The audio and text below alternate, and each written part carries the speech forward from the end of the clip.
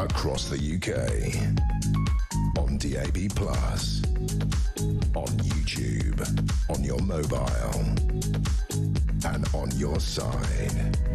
This is Talk.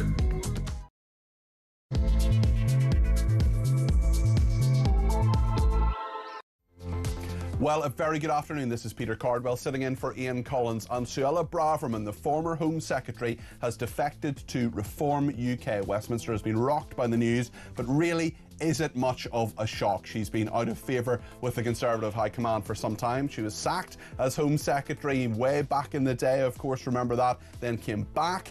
There's a lot to her career, of course. We'll be talking to our reporter Samara Gill down at that Reform UK press conference and seeing how Westminster will react. Reform UK have now 8 MPs. 3 of them have defected in the last few weeks. We also have the fact that, let's see, I now have to calculate this in my head. I think 6 out of 8 of them are former Conservatives. So is this just continuity Conservatism, or is this actually Reform UK grabbing back the true Conservatism in this country? Whatever you think of this, whatever your view, I want to hear it today. 0344 499 1000. We'll talk about Andy Burnham as well. Labour's in revolt after the stitch-up, as it's been called, meaning that he cannot stand as the Labour candidate for Gorton and Denton. That is a by-election caused by an MP standing down. We'll talk about the protests in Crowborough as well. 3 arrests over the weekend, but largely peaceful. Palestine Action protesters storming Wormwood Scrubs as well. We'll talk about tax. Loads of small business owners, self-employed people watch and listen to this station,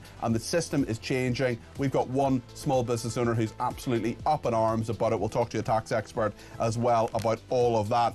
We'll talk too about whatever you want to talk about in regard to America and ICE and that shooting that happened over the weekend. And Keir Starmer hesitant to ban apps for under-16s due to his kids. We'll talk to the former chief executive of the Child Exploitation and Online Protection Centre, former senior police officer Jim Gamble, for his views on all of that. Also, big policing reform in the offing as well. It's a very big news day, and a lot of it has happened in the last half an hour with Suella Braverman defecting to Reform UK. So much to discuss. I want to discuss it with you. The numbers 0344 499 1000 is the number to call. You can text me 87222 with the word talk in your text. You can tweet me at talkTV. Follow me at Peter Cardwell. Send me a WhatsApp text message on the main number 0344 499 1000. You can also send me a voice note, less than a minute please. We'll play out as many of those as we can. You can also ring me on 0344 499 1000. Loads of ways to get in touch and discuss the big news of the day between now and 4 o'clock here on Talk.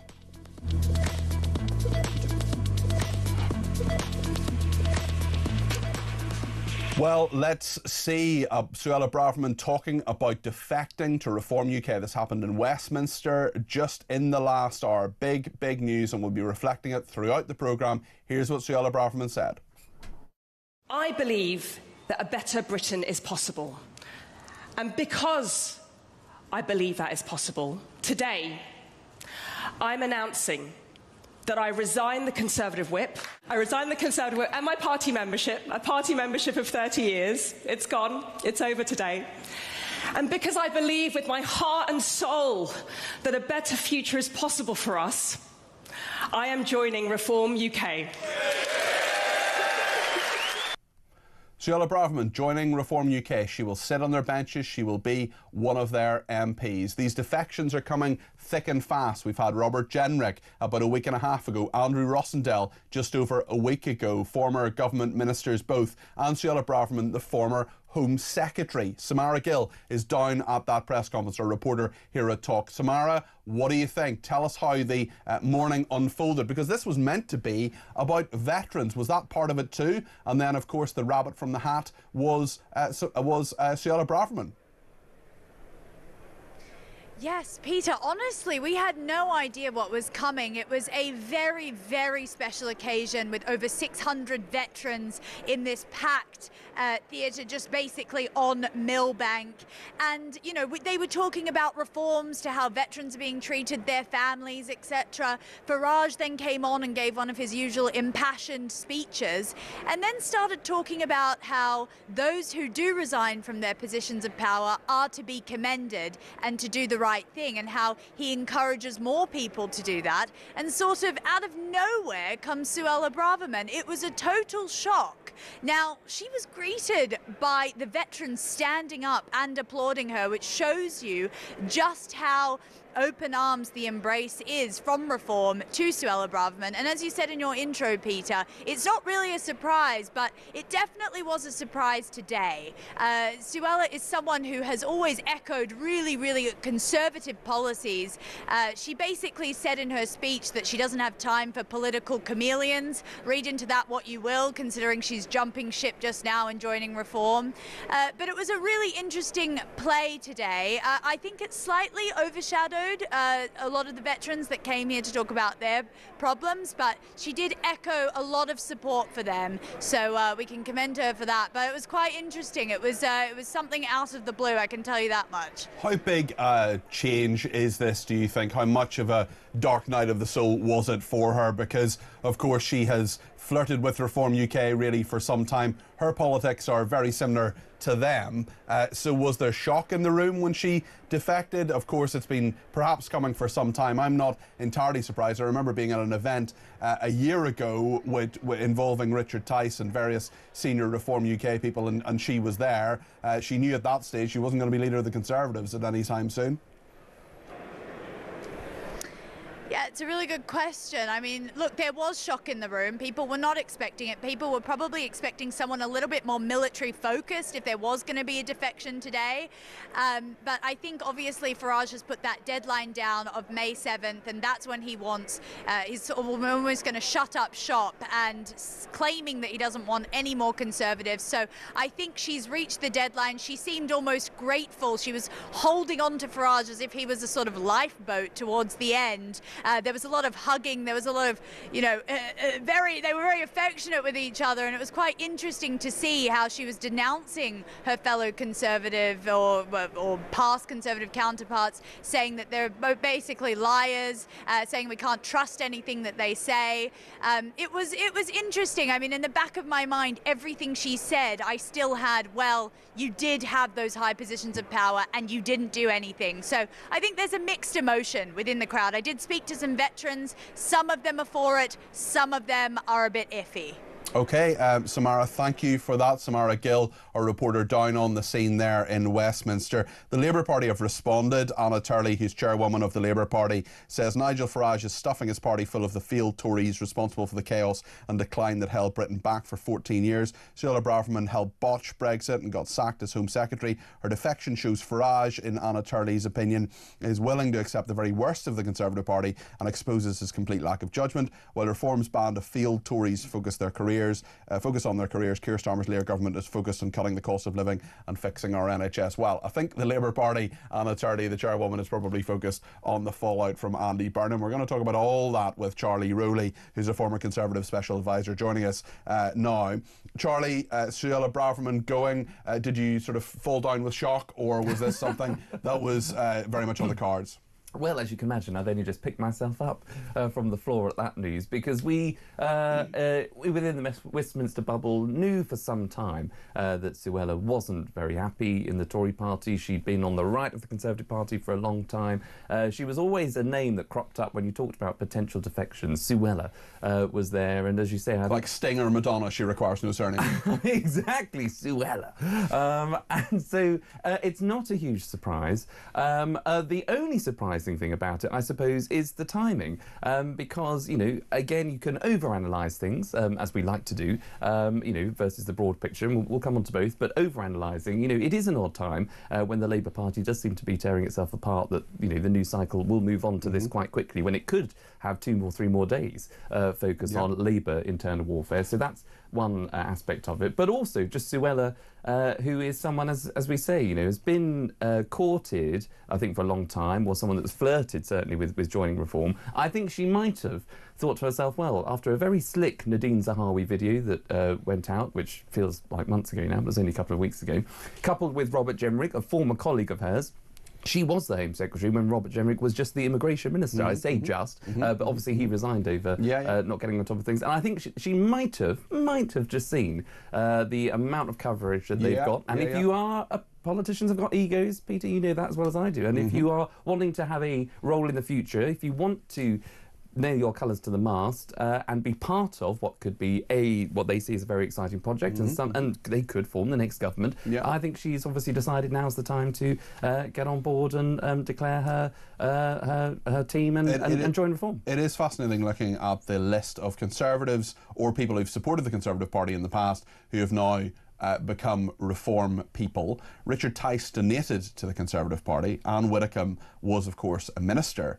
Lee Anderson, former Deputy Chairman. Lucy Allen, MP. Mark Reckless, former MP. Andrea Jenkins, now Mayor of Lincolnshire, former minister. Aidan Burley, former MP. Marco Longhi, former MP. We're going to talk to him later on. Sarah Pochin, who's now a Reform UK MP, former councillor. Alan Amos, former MP, Ross Thompson, former MP, Anne-Marie Morris was a minister, David Jones was a Secretary of State, Jake Berry was chairman of the Conservative Party, Adam Holloway was a minister, Nadine Dorry's a minister, Danny Kruger was an MP for the Conservatives, now for Reform UK. Maria Caulfield was a minister, Sarah Atherton was a minister, Chris Green was an MP, Jonathan Gullis, of course, was a minister, Leah Nietzsche was a minister, Ben Bradley, Nadeem Zahawi was, of course, Chancellor of the Exchequer. I mean, the last four really are probably the four biggest ones. Former Chancellor, former Home Office Minister, Cabinet Minister Robert Jenrick, Andrew Rossendale,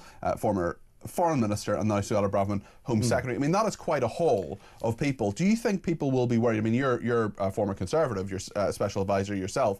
Do you think people will be worried that there are too many Conservatives in Reform UK, and actually that the message is being diluted to some degree? Or actually, does someone like Suella Braverman really bolster it because her views are well known and they're strong right-wing views?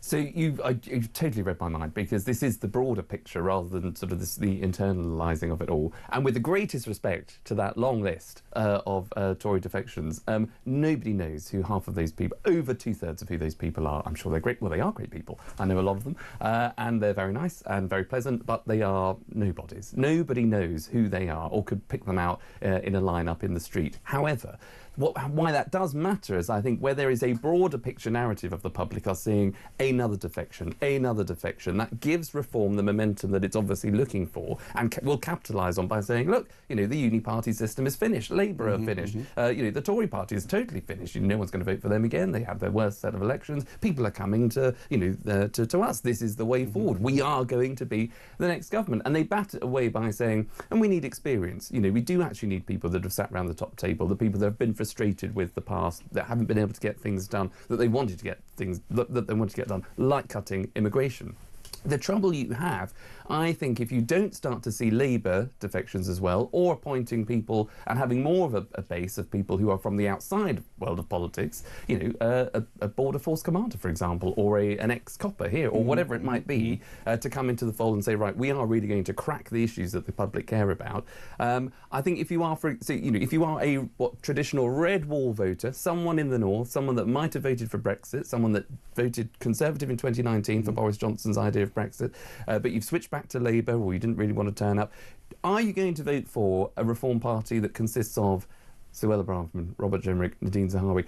That might be over-analysing it, but there'll be people there that might just be thinking, oh great, another defection, that's where the momentum is going, and I'm going to back Nigel all the way. So Reform have got that, I think, not a tightrope, because it's not that tense at the minute, but they've got to be able to say to the public that we're not just the Tory Party 2.0, we actually care about the issues that you all care about. These are the people that can actually deliver on that, without it seeming like, you know, if you're a traditional Labour supporter, oh, I'm not going to vote Reform because they're packed with too many Tories. Lots to discuss in all of this. What do you think? 0344 499 1000 is the number to call. Suella Braverman has defected to Reform UK. We'll talk about Andy Burnham and the problems Labour's having next here on Talk. And to you too. Stay with us.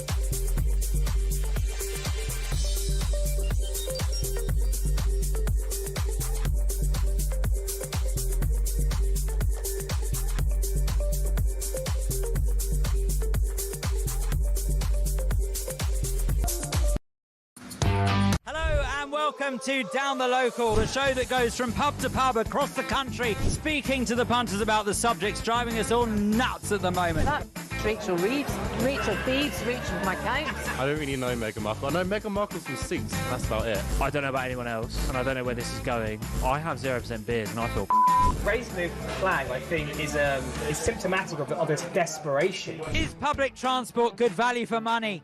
No, it isn't. You really don't like speaking to people.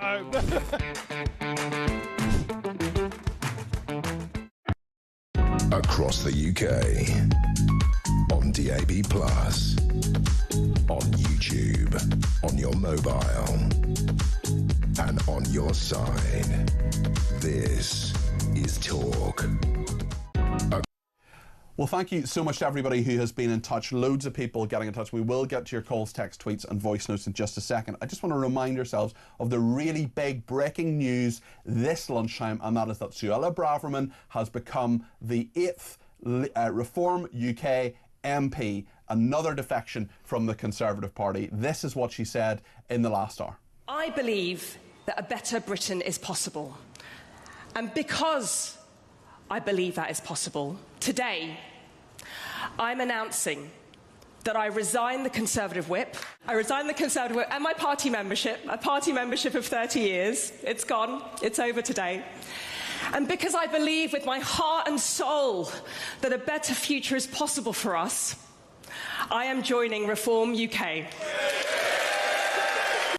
Suella Braverman, the former Home Secretary. We'll talk about that right throughout the programme. We hope to have a senior Reform voice coming up very shortly. Whatever you think about it, 0344 499 1000. Glenn in Leeds has been in touch about the Labour aspect. I'll read that out in just a second, actually, but plenty more on Suella Braverman. The point of the event today as well was about Veterans for Reform UK, and the issue of protecting veterans from prosecution is something that is really, really big for our viewers and listeners. We are going to talk about that, certainly. That was overshadowed by Suella Braverman defecting, of course, but I want to play you at least a clip of what has happened there. Matthew Hellier, who is a veteran himself, will head the Veterans for Reform group, and this is what he said at the press conference earlier today. We want you to change and create policies that are worthwhile. And we want you to take back your country, because it's your country that you fought for. Our aim is pretty simple. And being in the military, we keep it simple, stupid. No British military veteran will be left behind. So that was what the event was about. We'll talk about that to some degree over the next 4 hours, but the big news, of course, is Suella Braverman. John in Wallington says, Peter, the Tories and Labour are in meltdown. Reform are doing very well. I'm excited at the prospect of Nigel Farage as Prime Minister, says John in Wallington. Tanya says, I'm interested to know where people think unhappy Tories should have defected to before Reform. If they have firm Conservative values and could see the decline, what were their options? Ian says, I think nobody who voted Remain should be allowed to join Reform, as that is totally against the party beliefs. It's been 10 years since then. I mean, I voted Reform, but I'm absolutely for the fact that Brexit happened. It had to. That was the democratic will of the people. Maybe I should be excluded. There'll be a lot of people in that position. And actually, had there been a second referendum, a disgraceful thing that was campaigned for by Keir Starmer, I would have campaigned for it because I believe in democracy that much. Glenn in Leeds says, Labour have some cheek. Their cabinet is full of failed new Labour ministers that left this country nearly bankrupt, and a Prime Minister that thought Corbyn was a friend and would make a great Prime Minister. There's always a tweet, says Glenn in Leeds. Well, this is the other big political controversy at the moment. Andy Burnham, of course, the Mayor of Greater Manchester, wanted to stand as a candidate in the forthcoming by-election in Gorton and Denton. He has spoken a little bit about this morning at an event in London. This is what he said. I've said everything I think I'm going to say about that today. I'm very much focusing on my job. I think I'm just going to leave it there if that's okay. I'd rather just talk about what we're doing on technical education in Greater Manchester. Fairly tight-lipped there. Technical education in Greater Manchester, very important, but much less interesting than what Andy Burnham's real thoughts on all of that. Keir Starmer, of course, was questioned about this morning too. Andy Burnham's doing a great job as the Mayor of Manchester, but having an election for the Mayor of Manchester when it's not necessary would divert our resources away from the elections that we must have and that we must fight and win. Keir Starmer in a pharmacy there, maybe he would think of taking a couple of those pills to calm him down, you never know. Charlie Rowley, your thoughts on the former Conservative Special Advisor. What do you think about the crisis in Labour at the moment? Or is it all fine? Is everybody as happy as a nest of singing birds? Well, I'd offer him a couple of those pills just to give a bit of excitement about him. I'd G him up a bit, not let him calm him down anymore. You never know. Look, I have never seen anything like this. You know, it's almost as if he's batting away a cabinet minister that's resigned over something, and they've, taken umbrage against the Prime Minister's decision, but yet they're still in post. The Prime Minister's trying to explain, we couldn't appoint Andy as the candidate because that would cause a by-election. I mean, that is total public warfare, and, collapse within support, amongst the two of them, clearly within the Labour Party. But it was the right decision, don't get me wrong, I think, because we know that Keir Starmer has a bit of a ruthless streak. I think when he first became lead, he sort of sacked Rebecca Long-Bailey. He tried to move around Lisa Nandy a bit. He sacked Louise Haigh. He prevented Emily Thornberry from being a cabinet minister. Well, Louise Haigh had a fraud conviction. Well, she did. But he acted quite swiftly, and she's obviously resented ruthless, a little bit. Ruthless. And he doesn't have the power to be ruthless. I mean, if you look at what Patrick Maguire, who's the sort of criminologist of the Labour Party, is writing in the Times today, he says this looks weak because he is weak. No, I think, what would be wrong for the Labour Party, I think, and as it would be wrong, if I was advising the Conservative Party or any other party, if you're about to invite someone who, into the fold, into Westminster, who has gone out of their way to trash and tarnish the reputation of this current government, arguably rightly so, but still, friendly fire is not wanted, who turned up at their Labour Party conference, on this sort of sea of expectation that he was going to be this king of the north and, taking over from Starmer anytime soon. The arrogance of the man. I just wish somebody would have said to Andy, look, when the support isn't there, and clearly it wasn't from the NEC, we knew that. That was all in the papers, even in the run up to the deadline. He should have done and had the good grace and the humility, whatever you think about Boris Johnson, at least when he was running for the leadership of the Tory party and knew that he didn't have the numbers because he might have, I think, had some minor issue with his campaign manager that might have stood against him. Don't know who that was. But at least at least he had the good grace to say, I recognise actually now is not the time. I can't do it. And so I will just be a humble backbencher. And Andy should have seen the writing on the wall. And instead of tweeting late at night to say, well, after 30 years of service, this is what you get. You find out that you're not approved as the candidate through media. And hello, Andy, you are a part of the reason the Labour Party, I'm afraid, is divided because of the toxicity around counter-briefing and briefing and actually being openly critical against the bosses that you obviously want to win over to become the candidate, but then also clearly want to succeed. So I think Andy does need a bit of time to reflect and continue the good work, or the work that he's doing in So does this all just go away then? Because there's so much speculation about Keir Starmer. Nothing ever really seems to happen. Nobody ever really seems to step up, apart from Andy Burnham at least attempting to be an MP. But does this then quieten things down, make life easier? Well, for Keir Starmer? No, it doesn't. You're absolutely right, because, there'll be other people. But whilst Keir Starmer is on the ropes, because things haven't been going well for the government, I think that's reflected in the polls. That's not just, that is my view, but it's backed up by the polling. And I think there'll be others, therefore. You hear about Wes Streeting, obviously mounting a bit of support, or on manoeuvres for support. You hear about Angela Rayner potentially coming back to the cabinet, because that will go down well with the membership. That's something that Keir Starmer, I think, will do this year. He will reappoint Angela Rayner at some stage. You think that's going to happen? I do. You heard it here first. Okay. Because I think he does need to shore up his position, particularly after what will be a bad set of local elections. Okay. He's got a King's Speech to present after the locals, which I think will be jam-packed with red meat policies to people who are Labour supporters and people that might not be Labour supporters. But will that be too late?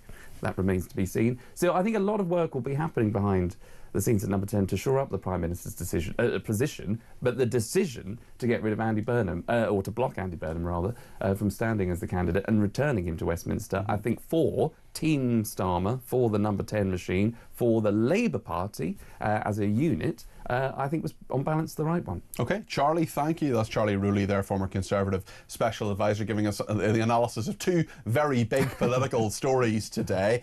Thanks to Tim, who says, it's good to see Suella, enough experience and now real people, but what Nigel must focus on is policy and getting people off their backside and to vote. She says, the former Home Secretary, former Tory Home Secretary says, I feel like I've come home. That is what Suella Braverman has told the party faithful, her new party faithful, Reform UK today.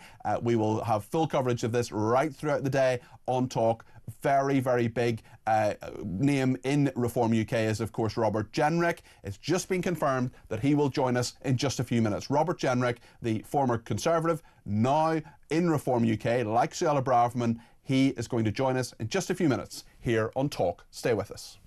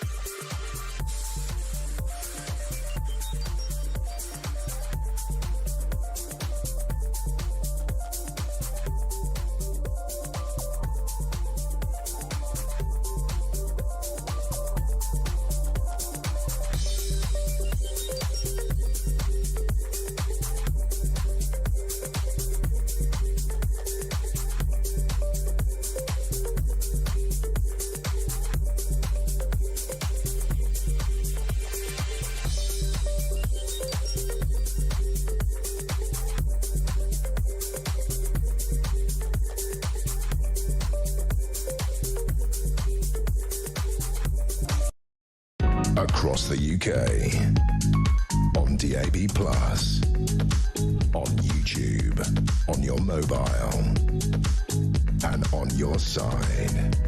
This is Talk.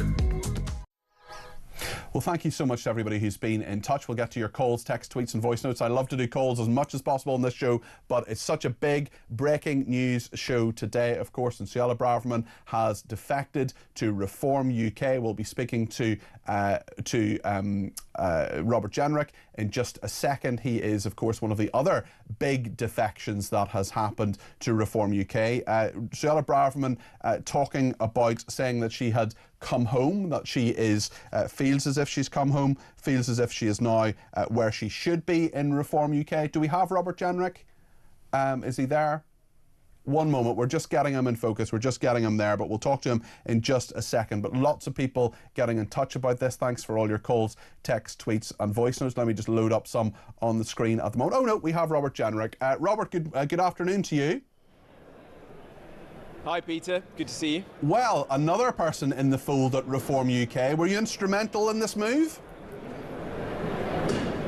Well, Suella is an old friend of mine and somebody I've admired for a long time, so I'm delighted that she's made the same decision that I have to join Reform. These are hard decisions, and Suella has been a long-standing member of the Conservative Party, Minister and Home Secretary under it. But like me, she's chosen to put party loyalty to one side and put country first, because we both believe that this is the only way in which we'll be able to fix this country, ensure that we get rid of Keir Starmer and this failing Labour government, and actually do the things that she and I have been campaigning on for so long. Stop the boats, ensure we have a sensible migration system, protect our veterans from vexatious lawsuits, get our economy going again, restore pride in this country and our communities. So it's great to be on the same team, working with Nigel Farage now to ensure that Reform is the strongest possible force it can be in this country. Looking at the list of 8 MPs, I think it's 7 of them who've had some former involvement with the Conservative Party. Richard Tice was never an MP for the Conservatives but was a donor. 6 others who've been MPs. Is this just the continuity Conservatives? You've got someone who was Home Secretary. You've got you as a former Cabinet Minister who was a Home Office Minister on immigration. Obviously you resigned from Rishi Sunak's government, and that is something you've talked about a lot. But a lot of people will look at certainly the current lineup of MPs for Reform UK and say, hold on a second, this just looks like continuity Conservatives. What would you say to them, Robert? Well, look, Reform is attracting support from across the political spectrum. If you share the values of reform, then join reform. And there will be more Conservative MPs who see that reform is the only way to do the things that need to be done for this country. But there'll also be people from other political parties, or frankly no party at all.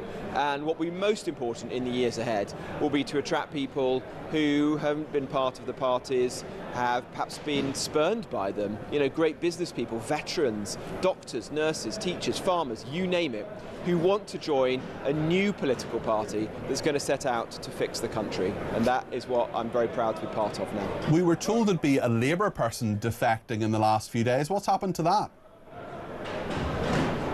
I think you're just going to have to wait and see. It's incredible, the momentum behind the party. Has it all gone horribly wrong behind the scenes? Every single day.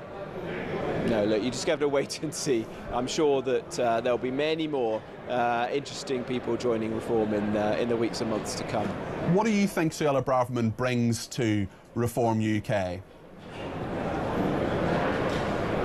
Well, Suella is somebody who has been right on some of the most important issues of recent years. She was one of the first to call out the hate marches for what they were when you saw rampant anti-Semitism on the streets of London and our big cities.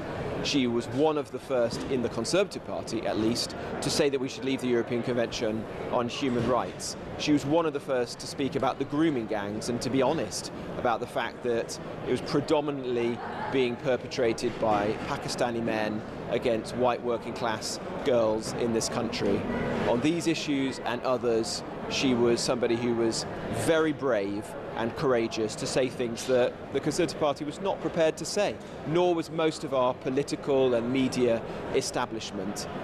Today, has the Conservative Party changed on those issues? No, I don't believe it has. I don't trust the Conservative Party to fix any of those things, frankly, and that is what Suella has said. They may not trust at this event right now. They may not trust you, given that you talked about your loyalty to them and then defected. We also have Suella Braverman, who was sacked as Home Secretary. We have Labour, Anna Turley, the chairwoman of the Labour Party, saying Nigel Farage stuffing his party full of the failed Tories responsible for the chaos and decline that held Britain back for 14 years. Suella Braverman helped botch Brexit, got sacked as Home Secretary. Her defection shows Farage is willing to accept the very worst of the Conservative Party and exposes his complete lack of judgment. What would you say to that?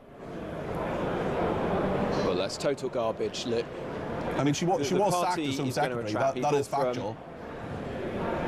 Well, clearly Rishi Sunak was wrong to do that, wasn't he? He didn't respect the fact that she was out there arguing that these hate marches should be tackled. She was asking him to cut legal migration and he was refusing to do it. She was arguing that we should leave the European Convention on Human Rights and he wouldn't do it. So she was pushing the Tory party time and again to do the right thing and it wasn't prepared to do it. And I have concluded that it's never going to change. It's the same old people in the Tory party as who made those mistakes. It hasn't internalised what it got wrong. It hasn't apologised for it. If it was ever in government again in the future, it would make the same mistakes all over again. But it's more than that. The truth is that the Conservative Party is not going to win the next general election. It is not going to form the next Conservative government. And so if you want to get rid of Keir Starmer and this failing Labour government and see real change in this country, you've got to rally behind Nigel Farage and Reform. A vote for the Conservative Party, whether in the May local elections or ultimately the general election, is just going to be a wasted vote. You've got to support Reform because this is now clearly, from all the incredible momentum that you can see, this is now clearly the only way to get rid of Labour and to change the country. Who are Reform UK going to run in Gorton and Denton? Zia Youssef, maybe? Well, we've opened applications and there are lots of people who have put their names to us, so that's going to be a decision that we'll make in the coming days. You'll have to watch this space in that regard, but we will have a strong candidate. We are going to fight it very hard. In fact, there are already activists out on the streets knocking on doors, and there, as across the country, people are saying that they're completely let down by Labour. There's no time for Keir Starmer, and the only way that you can send a message to Starmer is to vote Reform, whether that's in that election or in the local elections elsewhere in England, Scotland and Wales in May. There are just over 3 months now from Nigel Farage's, until Nigel Farage's self-imposed deadline for Conservatives to defect to Reform UK. How many more MPs do you think will come your way? I don't know. it is a moment where those Conservative MPs, and there are decent, patriotic Conservative MPs who share my values and those of Nigel and Reform, will need to think about where they want to be in the years to come. Okay. And if they do share our values, I'd urge them to rally behind Nigel and Reform now. But ultimately, that's for them. They're going to have to make their mind up. But you can see the Reform is going to press on. It's got incredible energy and momentum, like this fantastic event that we've just done with hundreds and hundreds of veterans coming together to support Reform. And on that note, Robert, actually, the policies that Reform have yeah, forward. And I want to ask you about that, actually, because as you will know, Robert, from our station, so many of our viewers and listeners incredibly invested and worried about what the government has done on the Veterans Bill, on the Northern Ireland Troubles Bill. Just outline to us what Reform UK would do when they come in, if they come into government after the next election, on that particular issue and what you're talking about this morning. Yeah, well, we've just been very clear today that a Reform government will ensure that no veteran is ever persecuted, hauled through the courts again for the conduct that they had years ago when they were serving this country with such bravery and distinction. And those veterans who are persecuted and prosecuted in the remains of this Parliament, as Labour seems intent on doing, will be given a full pardon by the state, so that we all recognise what they did for this country and apologise for the appalling way in which it seems Starmer and the Labour government is going to treat them right now. It cannot be right that men who served this country in the period of the Troubles in the 70s and 80s get hauled before the courts, the last days of their lives ruined, when they should be having all of our pride and respect and gratitude. And the harm this is also doing to recruitment in our armed forces, particularly in our special forces, is catastrophic at the moment. And so we're going to be very clear that we will legislate to ensure this never happens again. And to those men who have been prosecuted, they should know that we promise them a pardon as soon as possible after a Reform government comes to office. Just finally, Robert Jenrick, are you, if Reform UK become the government, are you going to be the Chancellor? No idea. Look, I am willing to do whatever it takes, you know, washing up, delivering leaflets. I'll do whatever You do my washing up if you like, Robert. I'm just here to serve this party. I've chosen to give up, you know, whatever I had in the Tory party, because I think it's the right thing to do for the country, and I'm the 280,000th member of Reform, or I was before Suella joined today. OK. Robert Jenrick, thank you very much indeed. He is, of course, one of the other MPs who defected from the Conservatives to Reform UK. Suella Braverman has done that today. Let's speak to the political strategist, Joe Tanner. Joe, what a day, my goodness. What are the Conservatives going to be thinking? Oh, well, I'm not sure if it's repeatable. To some extent, I think there'll be a sign of relief, because Suella was another one of the party who was not happy and made no secret of the fact that she was not happy. And at some point, I think the Conservatives have got to accept that the broad church had become perhaps just a little bit too broad to manage and to actually get some sort of, I suppose, coherent sense, because there were always been these noises off from other politicians who've just not been happy. And they're probably people that haven't been happy for a long time. They probably joined the Conservative Party because it was all they had. But whether it was actually a natural home for them anyway, I'm not sure for Suella it's been a natural home for some time. So I think to some extent it helps in terms of party management and discipline, but there is still this fear, given the deadline that Nigel Farage has set about those that want to leave, there is still a fear about who else is going to go before May the 7th, and whether it's the ones you would be more comfortable about leaving than those that you really want to keep hold of. It's a very good point, Joanna, and home is a really interesting word to use, because Suella Braverman has said today that she feels she has come home to Reform UK. Let's just hear what she said when she was announcing her defection at this rally for veterans, actually, earlier on today. It's been overshadowed by Suella Braverman's defection, but we'll talk about the veterans aspect as well as the show goes on. This is what Suella Braverman said. I believe that a better Britain is possible. And because I believe that is possible, today I'm announcing that I resign the Conservative whip. I resign the Conservative whip and my party membership of 30 years. It's gone. It's over today. And because I believe with my heart and soul that a better future is possible for us, I am joining Reform UK. Suella Braverman there. How much of a shock was this to you, Joe? I wouldn't say I was shocked. I was shocked maybe it happened at this exact moment, perhaps. But, of course, so quickly we've had Andrew Rossendale, Robert Jenrick, who I just spoke to a second ago, and now Suella Braverman. And those are, and Nadeem Zahawi. I mean, those are four pretty high-profile Conservatives. I think it was maybe a surprise in terms of the timing, but not a shock that it was happening.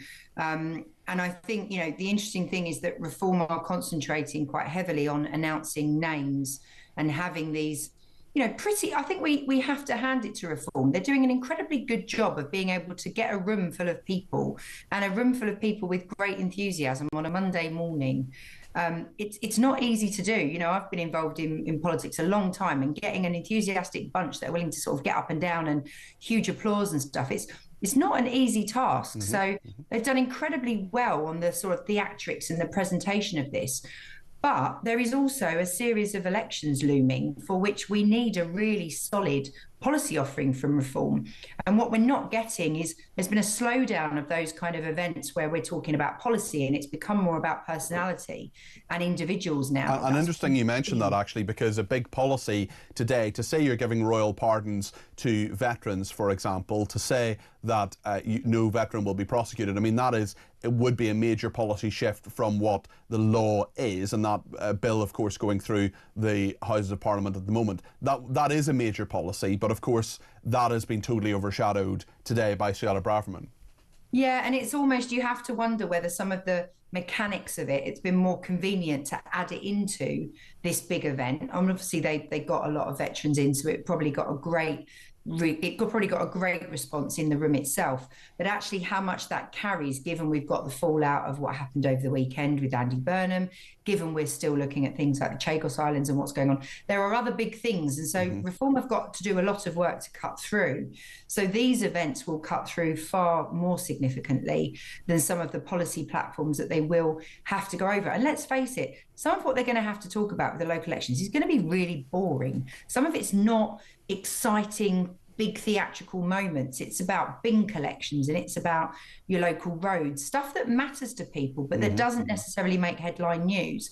So there is going to be a lot of effort, a lot of creativity, and a lot of thought about how they're going to actually get through on the policy platform that matters on a local level. And that thinking and that costing, one of the challenges of having people that have run the country in your team, not only managing those personalities, but you're going to have some serious rigour, because people are going to expect people that have been involved in serious government positions to know how to answer some of those questions. That leads me very, very nicely, Joe, to the next point. I mean, until about 90 minutes ago, this was the top story we were going to be talking about right throughout the programme. It's barely a footnote now. The Andy Burnham controversy, how quickly the political news moves on. How strong do you think both Andy Burnham and Keir Starmer are after this fiasco over the weekend? I mean, let's face it, there's no winners out of this. Everyone's lost something. Andy Burnham has put his neck out and said that he was willing to give up doing the role of mayor in Greater Manchester to run for Parliament, and ultimately has been blocked in that process. And there's now a war of words about how loaded it was against him, because he's saying that journalists were informed before he was even informed. So actually, you know, it's not cricket in the way that he was being treated. And we've got that sense of a number 10 machine. We've got a prime minister that is essentially trying to block one of his rivals because he knows that he's going to be a problem. Now, what that's done, and given the conversation that we're now seeing unfold, Andy Burnham is not going to be a team player now. Andy Burnham has got nothing to lose. Well, what incentive does he possibly have? What incentive has he got? Yeah. And it, you know, on all those difficult discussions that were relevant to Greater Manchester that perhaps he was maybe keeping to the bottom of the list, they're going to all be out. He is going to go really for it to make the most of his time now as Mayor of Greater Manchester. And on a bigger question that I really don't think we are talking about, and in some respects reform have actually contributed towards. We are not talking about the disgrace about what is happening about democracy in this country, because on the very day that there was the unveiling of Robert Jenrick was the very day that Reform were really going to go to town, apparently, and that their hand was forced in the Jenrick defence. Because they were going to go to town about the local elections being postponed, and that was, you know, a real affront to democracy. We've now got Reform taking people that are walking across the floor and are not prepared to hold by-elections to see whether they have the local mandate to represent the party that they're representing. And on top of that, we've now got a situation where the government, representatives from the government, the Labour NEC, which has members of the government sitting on it and its executive, are saying that one of the reasons that they would not allow Andy Burnham to stand was because of the cost and resources to the local I mean, that just shouldn't be a consideration. I mean, there's some things we waste money on and we should cut, but when it comes to democracy, we can't put a price on that. Joe, just before you go, I just want to put a point to you from Ian in Winchester. He says, Joe is wrong. She said the Conservative Party wasn't a natural home for Suella. Yes, it was. The problem was the wets on the left of the Conservative Party, for whom it is not the natural home. Maybe it is now. Wither the Conservative Party, Joe. Well, I think that is actually, I mean, I think your viewer makes a really, really interesting point. What is the Conservative Party for? Is it just a centre-right movement? When you listen to the former Mayor of Birmingham, Andy Street, and Ruth Davidson, launching that tonight, they're launching their big sort of conversation about what it is to be part of a centre-right party and what it stands for. In my experience of over 25 years of having sort of talked to Tory MPs and worked with them over the years, one of the biggest challenges is that there is a split ultimately. The party is a combination of people that believe in much more right-wing ways of doing things and have much more right-wing perspectives. And there are people that have literally just dipped their toe into the centre-right. And the problem is, as a party, that's not really sustainable. And it hasn't been. Most of the problems the Conservative Party have had over the last maybe even 40 years have been because they've been trying to hold on to all wings of the party and trying to put them under that broad church. The reality is that the political party that it needs to be perhaps needs to be a slightly smaller church or as big a church, but with slightly narrower or shorter pews than it used to have. It needs to be realistic about how you govern in this country. It's a very good point, Joe, and every party's a coalition, but I must say David Cameron really did play a blinder in party unity when he said we're going to have a referendum to stop people banging on about Europe. And I don't know about you, Joe, I've barely spoken about that since 2016. Good to talk to you, Joe. Lovely to chat to you. Thanks very much. That's Joe Tanner there, the political strategist. Loads to discuss. We'll take your calls, text, tweets and voice notes next. Lots of response. Sorry we haven't had time so far for it. We wanted to cover it all, then let you respond. That happens next here on Talk.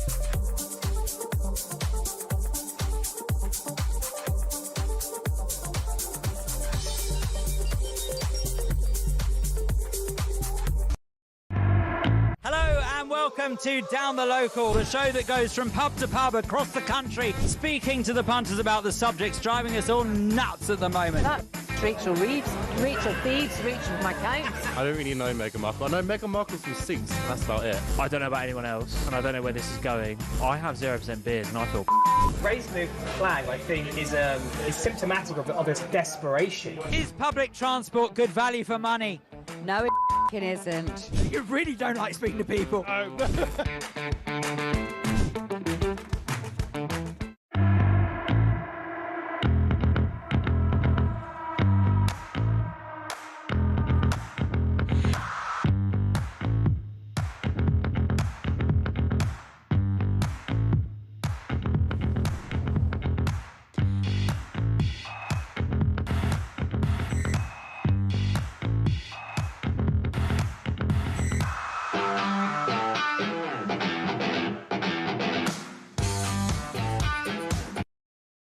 Across the UK, on DAB+, on YouTube, on your mobile, and on your side. This is Talk. Some breaking news now on Talk, and the remains of the final Israeli hostage in Gaza have been found. Ran Gavili. Earlier, an Israeli military official said there were several intelligence leads regarding the possible location of a police officer. Ran Gavili's remains, according to the Reuters news agency, a targeted operation underway in northern Gaza. Apparently those remains have been found. Of course, there are so many people after the 7th of October, the dreadful attacks by Hamas terrorists, so many hostages taken, 251. Many of them killed, including Ran Gavili, murdered by terrorists. Getting the remains back, incredibly important, of course, for the family, but also the Israeli nation. We'll hope to speak to one of our correspondents in Israel in the next few minutes on that breaking news. The remains of the last Israeli hostage apparently found. Of course, there are many hostages, a minority of them, who are back with their families. We've spoken to some of them over the years since the 7th of October, but coming up it's now obviously 2.5 years since that happened, and we'll be speaking to someone in Israel hopefully before the end of the programme as soon as we can. I want to talk now about Suella Braverman. Matt in Cheshire is with me now. Matt, good afternoon to you. Hi, good afternoon, Peter. Can I just apologise for yesterday, Matt? We took you off the air quite swiftly because we had Carl Turner on the line, so apologies for that. Let's give you a full, proper run today. What do you think about Suella Braverman?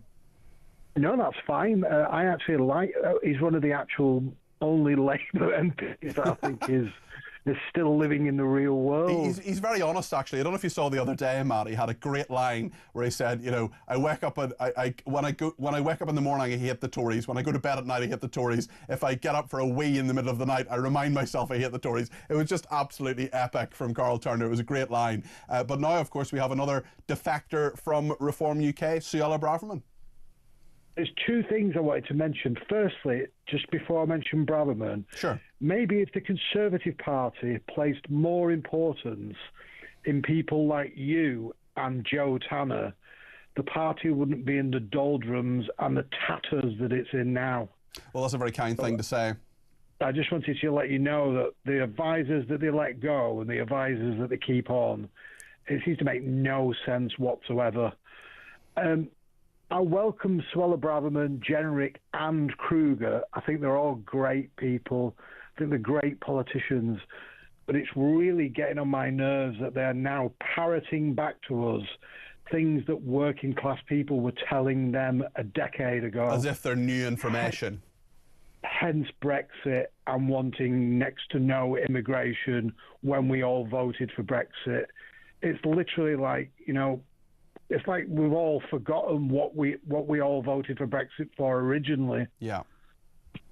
I mean, it's interesting, isn't it, that it does seem that it's taken Westminster a long time to kind of catch up with the mood of the nation. And actually, if you look at the Conservatives, part of the reason I think they're in the doldrums that they're in at the moment, although Kemi Badenoch may be doing a little bit better than she was previously, in 2010, in 2015, with the Brexit referendum 2016, the election 2017, the election 2019, it was all blindingly obvious.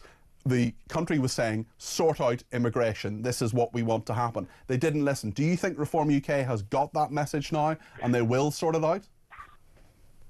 I hope so, Peter, because I really wouldn't know what would happen next if that was the case. If they betray us as well. I just saw Amber Rudd on another programme about an hour ago introducing a new, it's like a revamp of, they should just call it Tory Wets.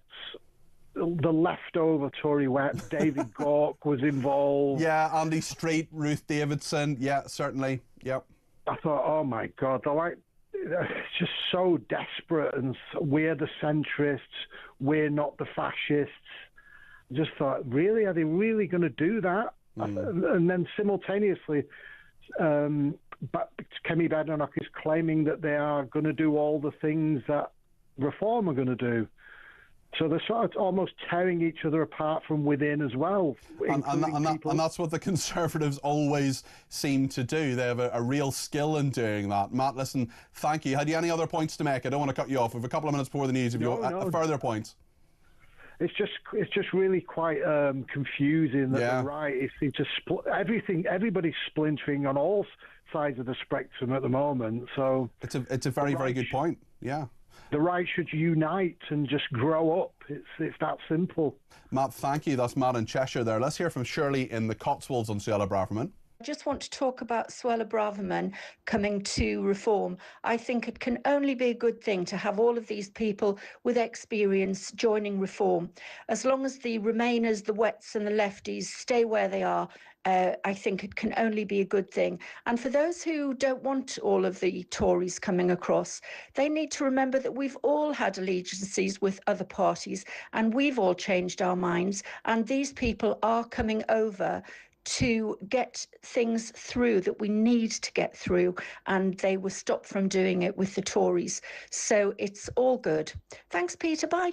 Shirley, thank you for that. On the matter of allegiances, it's really interesting you mentioned that, because I interviewed the leader of, I think, Kent County Council, very, very articulate woman who is a Reform UK councillor a couple of weeks ago, and she said people who expect, her exact words, I'm paraphrasing, but they were essentially, if you expect people not to have previous political allegiances, it's like people, as she put it, who expect a woman to be a virgin on her wedding night, which was pretty eye-popping. Listen, thank you to everybody who's been in touch. Lots more time for your thoughts, including Amanda's, who says when a party no longer holds its founding principles, it's only natural to move to a party that has mutual values. Amanda's thoughts on that. Lots more to come in the next hour. Make sure you get your call in the break.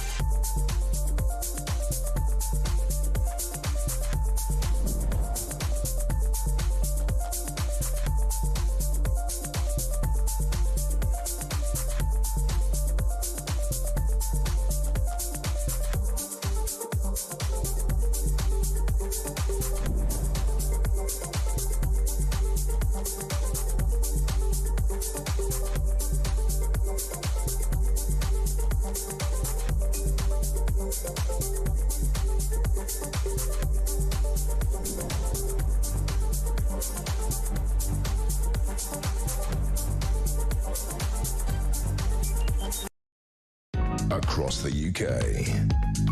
On DAB+, on YouTube, on your mobile, and on your side. This is Talk.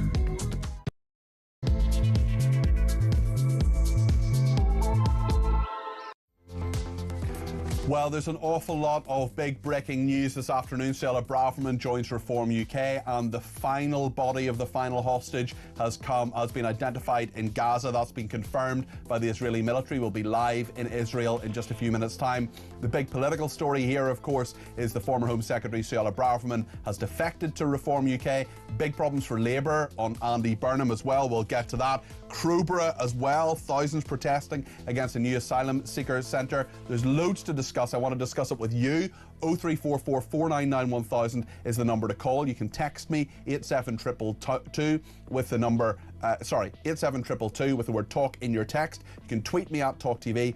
Follow me at Peter Cardwell. Send me a WhatsApp text message 0344 499 1000. That same number for WhatsApp voice notes. We've just had one from Shirley, which was excellent. We'll play more of those as the show goes on between now and 4 o'clock. And of course, you can give me a ring, 0344 499 1000. We'll take as many calls as we can. Absolutely packed news agenda today here on Talk. You don't want to go anywhere else. This is the place to be. Stay with us here on Talk. And as I say, we'll go live to Israel in just a few minutes' time. We're going to talk about reform first, but the IDF have said, the Israeli army have said, following the completion of the identification process by the National Institute of Forensic Medicine in cooperation with the Israel Police and the military rabbinate, IDF representatives informed the family of the deceased hostage, Sergeant First Class Ran Gavili, that their loved one has been identified and will be returned for burial. According to the information and intelligence available to us, Sergeant First Class Ran Gavili, who served in the Israeli Police Special Forces, 24 years old at the time of his death, fell in combat on the morning of the 7th of October 2023, and his body was abducted to the Gaza Strip. The IDF expresses deep condolences to the family. The IDF will continue to support the families and the returnees and to act to strengthen the security of the citizens of Israel. With this, all hostages have been returned from the Gaza Strip to the State of Israel. This is a momentous day for Israel, a horrible day, a reminder of those dreadful murders by Hamas terrorists on the 7th of October, a reminder of the dreadful ordeal that so many hostages went through, a minority of them released and now back with their families, rebuilding their lives. We saw, for example, Emily Damari, incredible British Israeli, incredible person, amazing spirit of a person, so much to give. She got engaged to her girlfriend a few days ago. Big fan of Spurs, of course, as well, and they were so many of their supporters hugely supporting her. So the family of Ran Gavili can hopefully now get some peace. We'll go to Israel in just a few minutes and talk about that. But let's talk about the big story here in the UK, and that is that Suella Braverman, the former Home Secretary, has defected from the Conservatives to Reform UK. This is what she said earlier on today in Westminster to a gathering of Reform activists and supporters. I believe that a better Britain is possible. And because I believe that is possible, today I'm announcing that I resign the Conservative whip. I resign the Conservative whip and my party membership, a party membership of 30 years. It's gone. It's over today. And because I believe with my heart and soul that a better future is possible for us, I am joining Reform UK.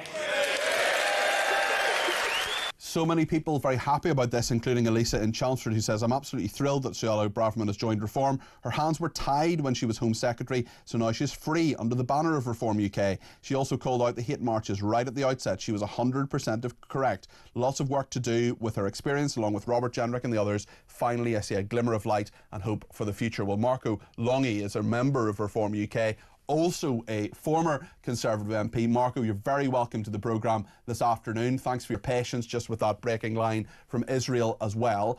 Tell me your thoughts on Suella Braverman joining Reform UK. Good afternoon, Peter, and it's great to be back on your show. I'm absolutely thrilled that Suella has now, at last, joined Reform.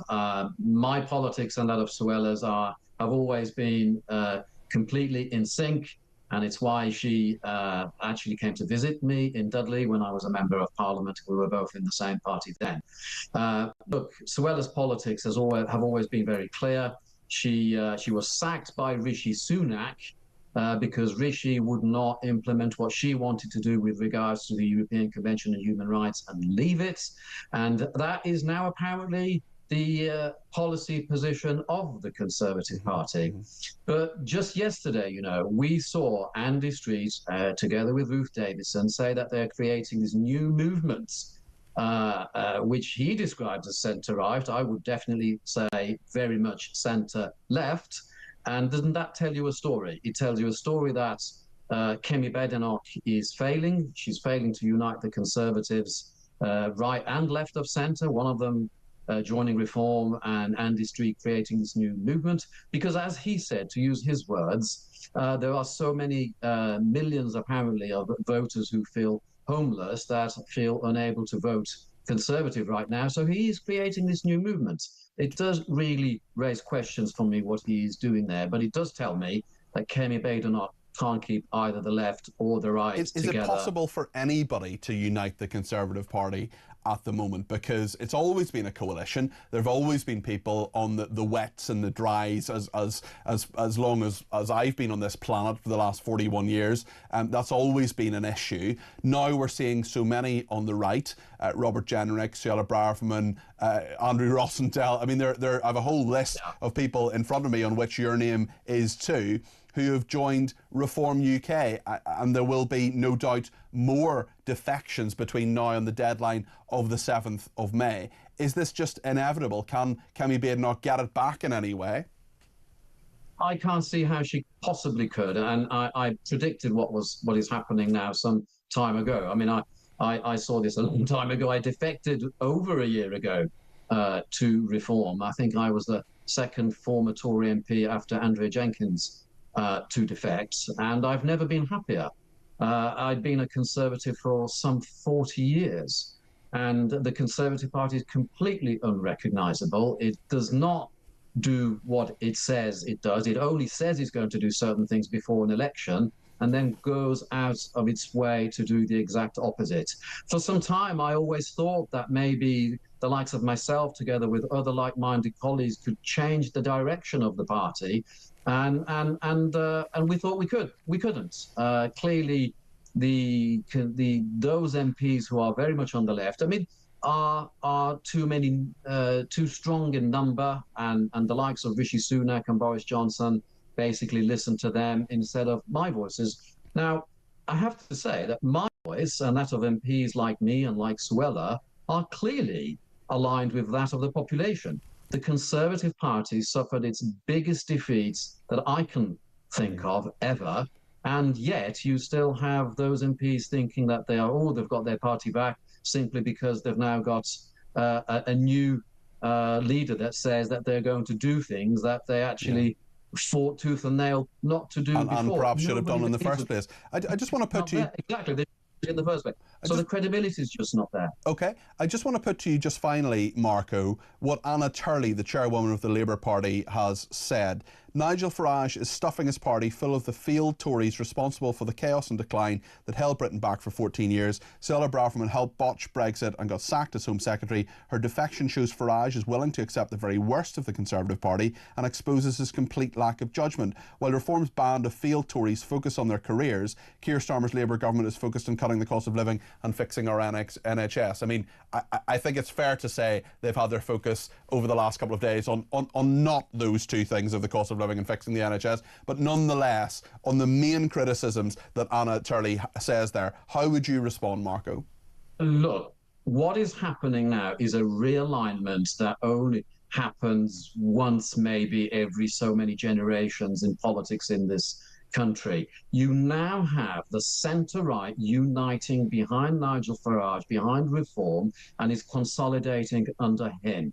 You know, these are the names like myself and others who have always wanted to do right by common sense politics for ordinary people, and we reflect what ordinary people want. And what is not happening under Kemi Badenoch is the ability to do that, either because of lack of credibility or because she just has not got the MPs in Parliament who are willing to take the tough decisions. I saw it. Look, Peter, it was death by 1,000 cuts.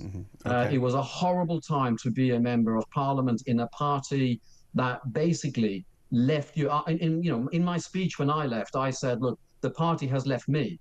I haven't changed. I haven't left the party. Suella Braverman clearly feels that way too. She talked about coming home to Reform UK. Marco, great to talk to you. Let's talk again soon. Marco, really appreciate you joining us on Talk this afternoon. A number of big stories around. Let me just get some of your reaction to this. Kevin, Southampton, says, I'm delighted Suella Braverman has joined Reform. Reform will need experienced hands and people totally aligned with them if they're the next government.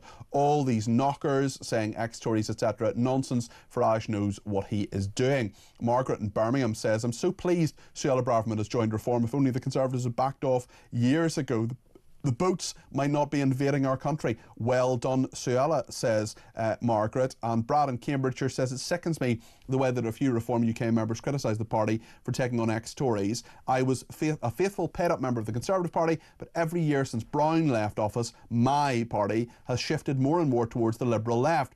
With Nigel in Reform, I found a natural political home again. It's the same process for these ex-Tory MPs. We need their experience, says Brad in Cambridgeshire. Arthur in Oxford says, Reform UK are literally what the Tories should be. That party died decades ago and it's been getting wetter and wetter ever since. Kemi will never succeed with what she has behind her. They'll never leave the ECHR and everyone knows it. Reform will 100% form the next government. Suella is another stellar signing for Reform UK. A landslide is guaranteed. Well, we will continue to talk about this major breaking news that Suella Braverman has joined Reform UK. They now have 8 MPs. But now I want to talk about the other big breaking news of the day, and that is that Ran Gavili, who is the final hostage, his remains have been found in Gaza. This will be a huge relief, but also incredibly a sad moment for many in Israel. Let's go live there now to Yoram Confino, Middle East correspondent. Yoram, tell us what has happened and what we now know.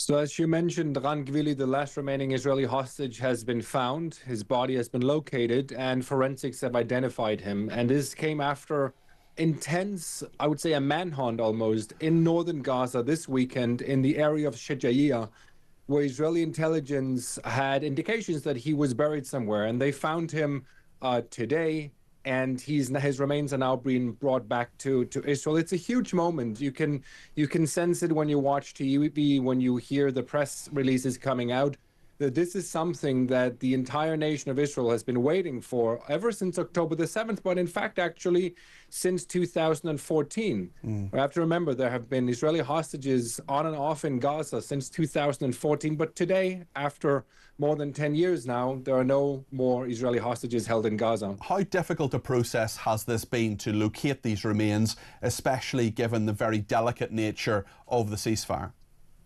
First of all, we have to mention that Hamas has not really been very cooperative.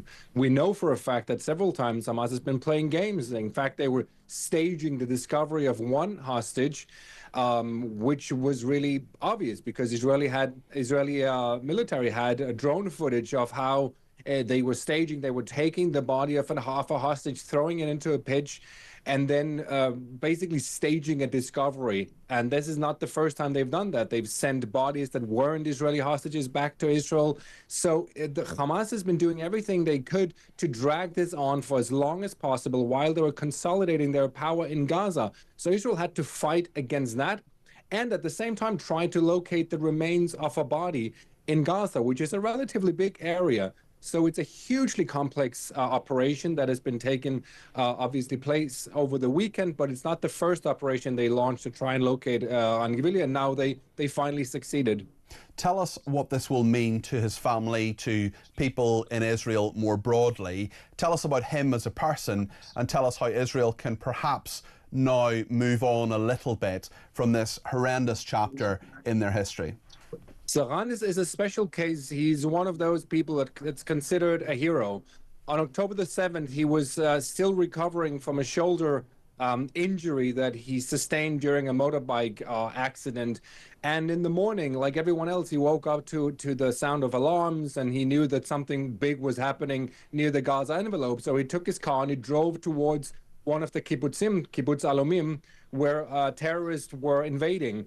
So he went there to try and help his other colleagues from the police force, the IDF, and he was killed in battle after apparently his ammunition ran out. And when he was killed, Hamas and other terrorists took his body, like many others, and dragged it back to Gaza. His family is very relieved. They're thanking the IDF, obviously, for doing what they could. And I would say there's a sense of relief now in Gaza, in Israel, I assume also in Gaza, that you can finally move on from this, because the chapter of the hostages took up so much space in Israel. It was essentially what every evening the news broadcast opened with: how many hostages were left, how many days it had been. So it's a huge relief. And right now, right before I came on air, I saw they were broadcasting images from Gaza of Israeli soldiers that I think took part in this operation. They were singing and celebrating. So it's a huge deal. And one last thing I also wanted to mention is also now Israel can move on to the next phase, or at least that's what the United States is trying to push for, which means a partial reopening of the Rafah border crossing, which is something that Israel conditioned on the last hostage being returned to Israel. And when we look at, just finally, some of those hostages who have been returned living, people like Emily Damari, who've been through just horrendous, unspeakable things, people I've spoken to like Aviva and Keith Siegel, for example, you see just incredible examples of very ordinary people who've had an extraordinary and awful experience, yet have inspired so many other people. Emily Damari, of course, getting engaged in the last few days, which was a wonderful thing for so many people right around the world who followed her story. Absolutely. I think some of the hostages have obviously done better than others. You know, Yeah. No person is the same. Some of the former hostages are relatively sane. You know, they go around the world, they speak to people, they are strong. And there are others who are really, really struggling. People who are suffering from mental illnesses, and people who are not ready to go back to the workforce, for example. So it's a really, it's a broad variety of types of people that have come out. Obviously, some have endured horrible suffering. Most of them have, but some have also been sexually assaulted. Some have been in isolation. So every person is obviously unique in this case, but generally speaking, the fact that they are continuing their lives, most of them in a relatively normal way, it speaks volumes to, I would say, the strength of these people.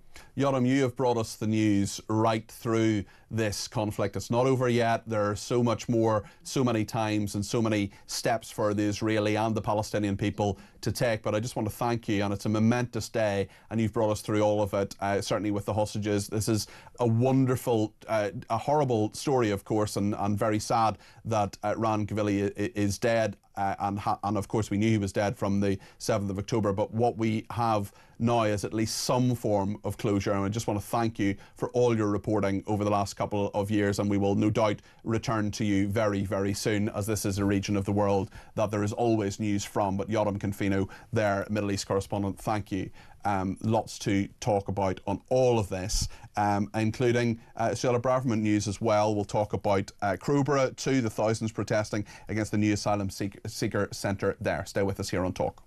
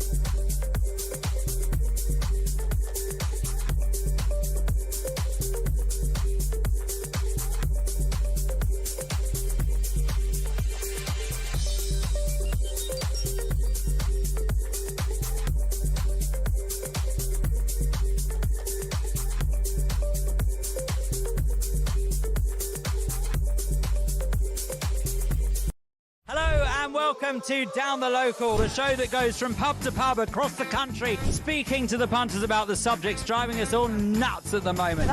Rachel Reeves, Rachel Thieves, Rachel McCounts. I don't really know Meghan Markle. I know Meghan Markle's from Suits, and that's about it. I don't know about anyone else, and I don't know where this is going. I have 0% beard, and I feel Raising the flag, I think, is symptomatic of its desperation. Is public transport good value for money? No, it isn't. You really don't like speaking to people.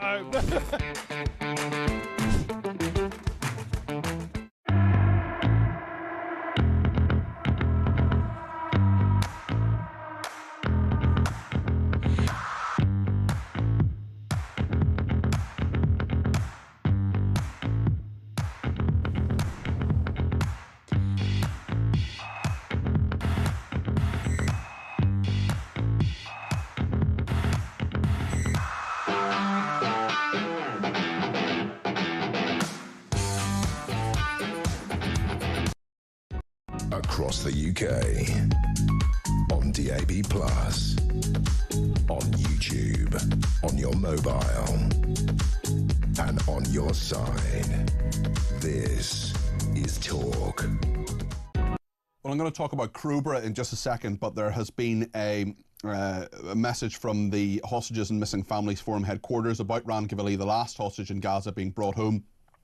To enter, last to return. Staff Sergeant Rangavilly was a fighter in the southern district of the Israeli police. He took great pride in being a police officer and wearing his blue uniform.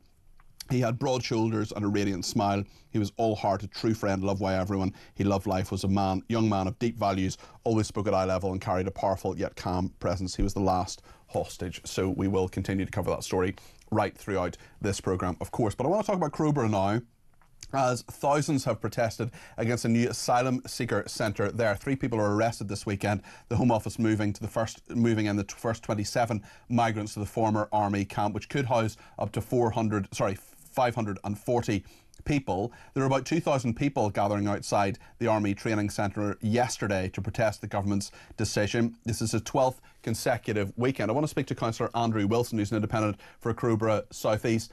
Andrew, it was good to talk to you yesterday. The line wasn't great. I know it's a stronger line now.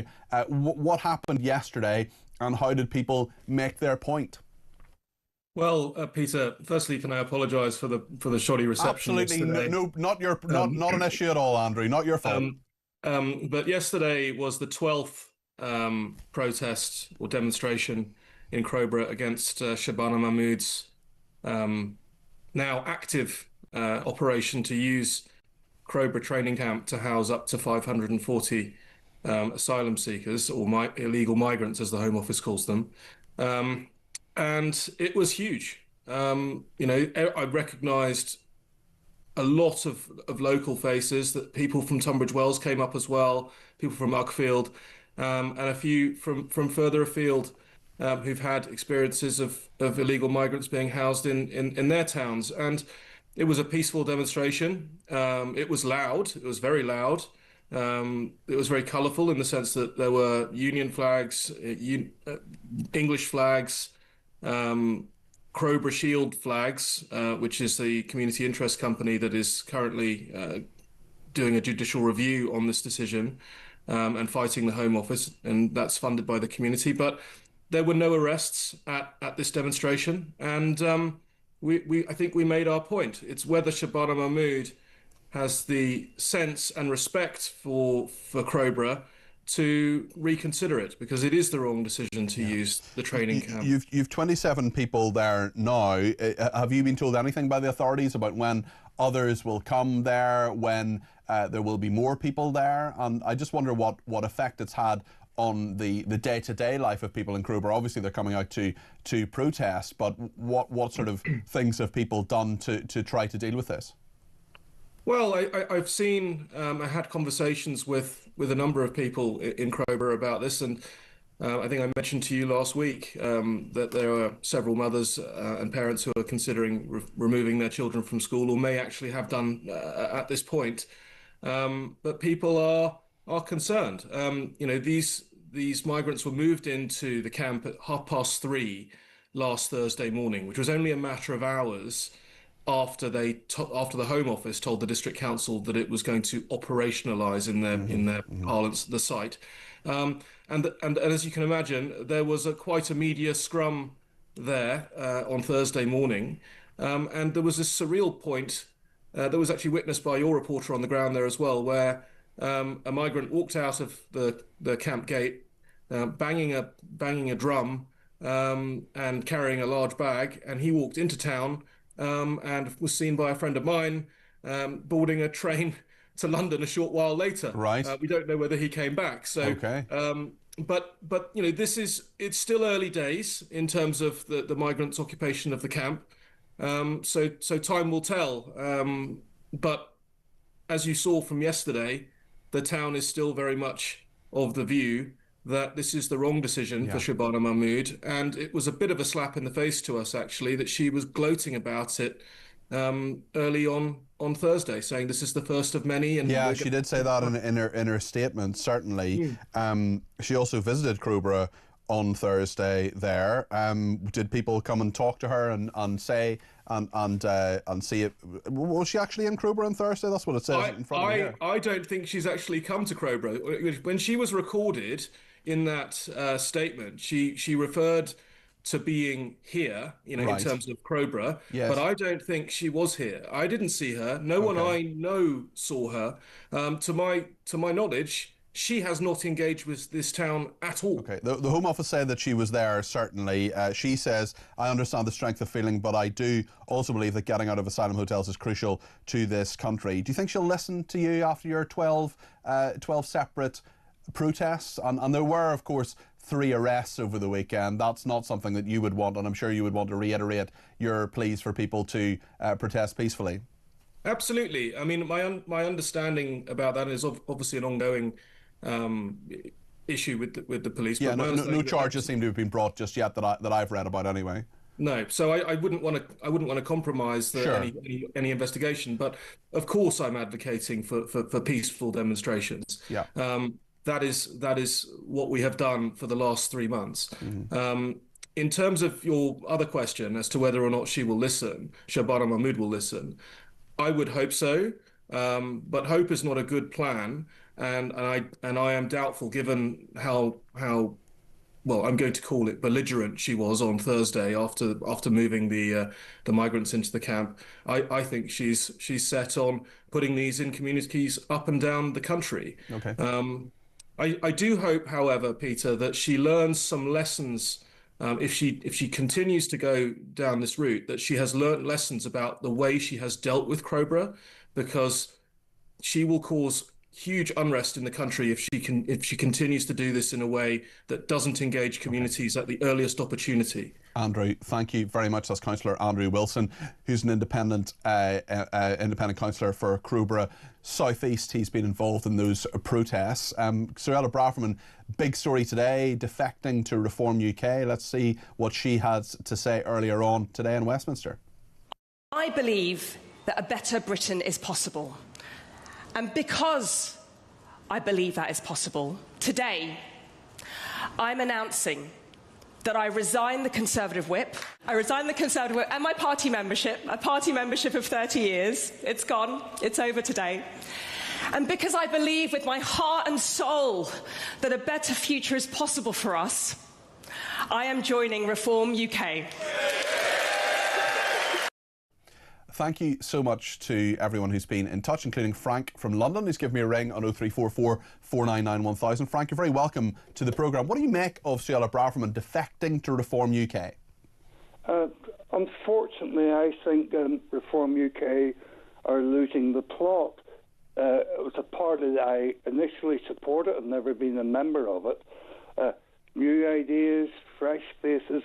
We seem to be getting now the Conservative Party, the sequel, with the congealed people that seem to turn up. This is not going to go down well in the what they call the northern part of the country. I live in London, in one of the caliphates.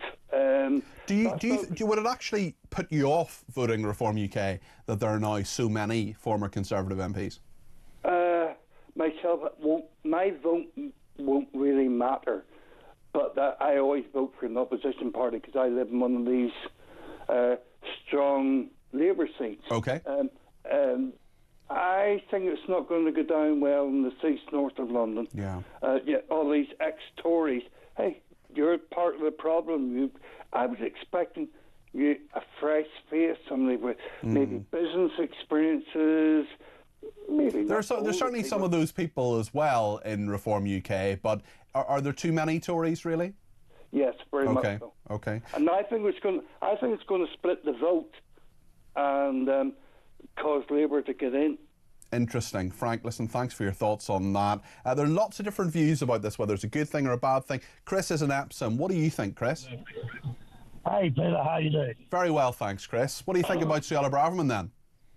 Well, I was actually there at Reform for Veterans. You were there today? Okay. Yeah. I'm just on my way home now. And what was it like? Was it a shock? It was very good. There was Union Jacks everywhere, full of veterans. Yeah. Everybody was on their feet, clapping Suella. She sounded completely heartfelt and sincere. And we've spoken before, if you remember. I do. Yeah. We spoke on several occasions, but I told you that last year I went to my first ever political conference, and I met the people there because I wanted to. I wanted to believe in something. And was that the right decision for you? Because a lot of people say, Chris, that actually there are too many former Tories now. Is that an issue for you, or maybe you think it's a good thing? Maybe you think they've seen the light? No, the way I look at it is that I would be more worried if Nigel wasn't taking on some of the right of the Tory party, because they do need that experience. The thing is that, you know, you only have to take the example of Starmer, all right? They had 14 years to plan everything, and he told us everything was planned, everything was costed, and they all know what they're doing, and the adults were in the room. Jesus, well, it hasn't exactly worked out that way, Chris, has it? Do you think Nigel Farage has the plan? Is he the person to be the next Prime Minister, and he'll sort things out? I think so, yes. Okay. And just finally, Chris, I wonder, are you a veteran yourself? I'm afraid I can't remember. Yes, I am. And with the event... Although that was another lifetime ago. Oh, of course. I gave my Mod 90 back 40 years ago, last October. Okay. But, I mean, the event was supposed to be about veterans today, and it was, and we've been covering that, of course, on this programme as well. Was that overshadowed by Suella Braverman, or did both messages get across, do you think? No, all the messages got across. David Ball spoke very, very well, your old colleague. Indeed. As did Putin. Okay, Sarah Putin, great stuff. Yeah, gave a heartfelt speech and told the veterans about her family and what she thought. Everything was incredibly sincere today, Peter. Okay, good stuff. Well, Chris, I'm glad to hear it. I'm glad to hear you had a good time and have a safe journey home as well. And, I mean, this is the thing. Politics can be a force for good. People can feel that they have a sense of belonging and that the country can go in the right direction. What do you think of Suella Braverman? Is that the right move for Reform UK? Are you happy about it? You know, some people happy, some people not happy. Let us know your thoughts. 0344 499 1000. Also, I know there are loads of people who are watching and listening. Maybe you're in your office or your van or whatever now, and you've got talk on in the background. There are loads of people who work in small businesses, the backbone of this country, and digital tax returns are a big thing. Small business owner who I know came to me and said, Peter, this is a story, you got to cover it, and now we're going to cover it next. Stay with us.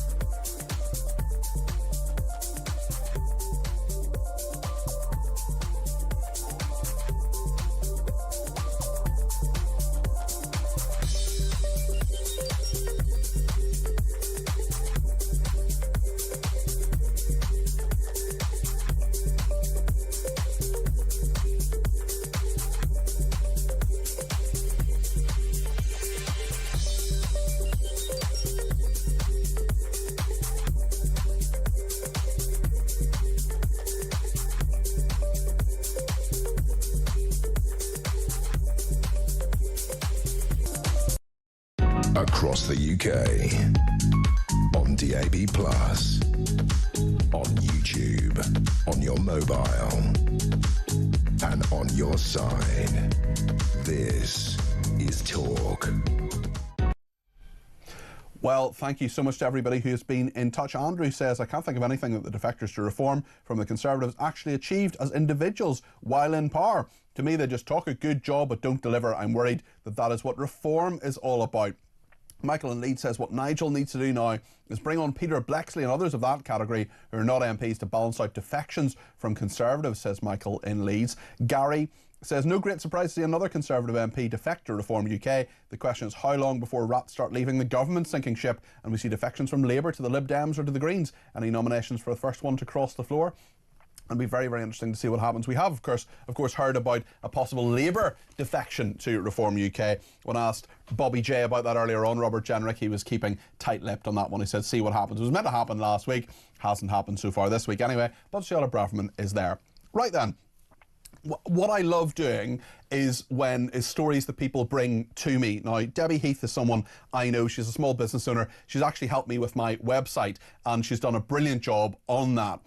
Debbie has a business, she employs various people, and she came to me with this story about digital tax returns. Loads of people will be small business owners. We know, of course, that 99% of businesses in the UK are small businesses, 7 people and fewer. Loads of people use technology like QuickBooks, like Sage to do their tax returns. Some people are self-employed. There are lots of different ways that people do their taxes, but Debbie's with me now, as is Benjamin Elks, who's Grassroots Development Manager at Taxpayers Alliance. We'll get to Debbie in a second, but Benjamin's first.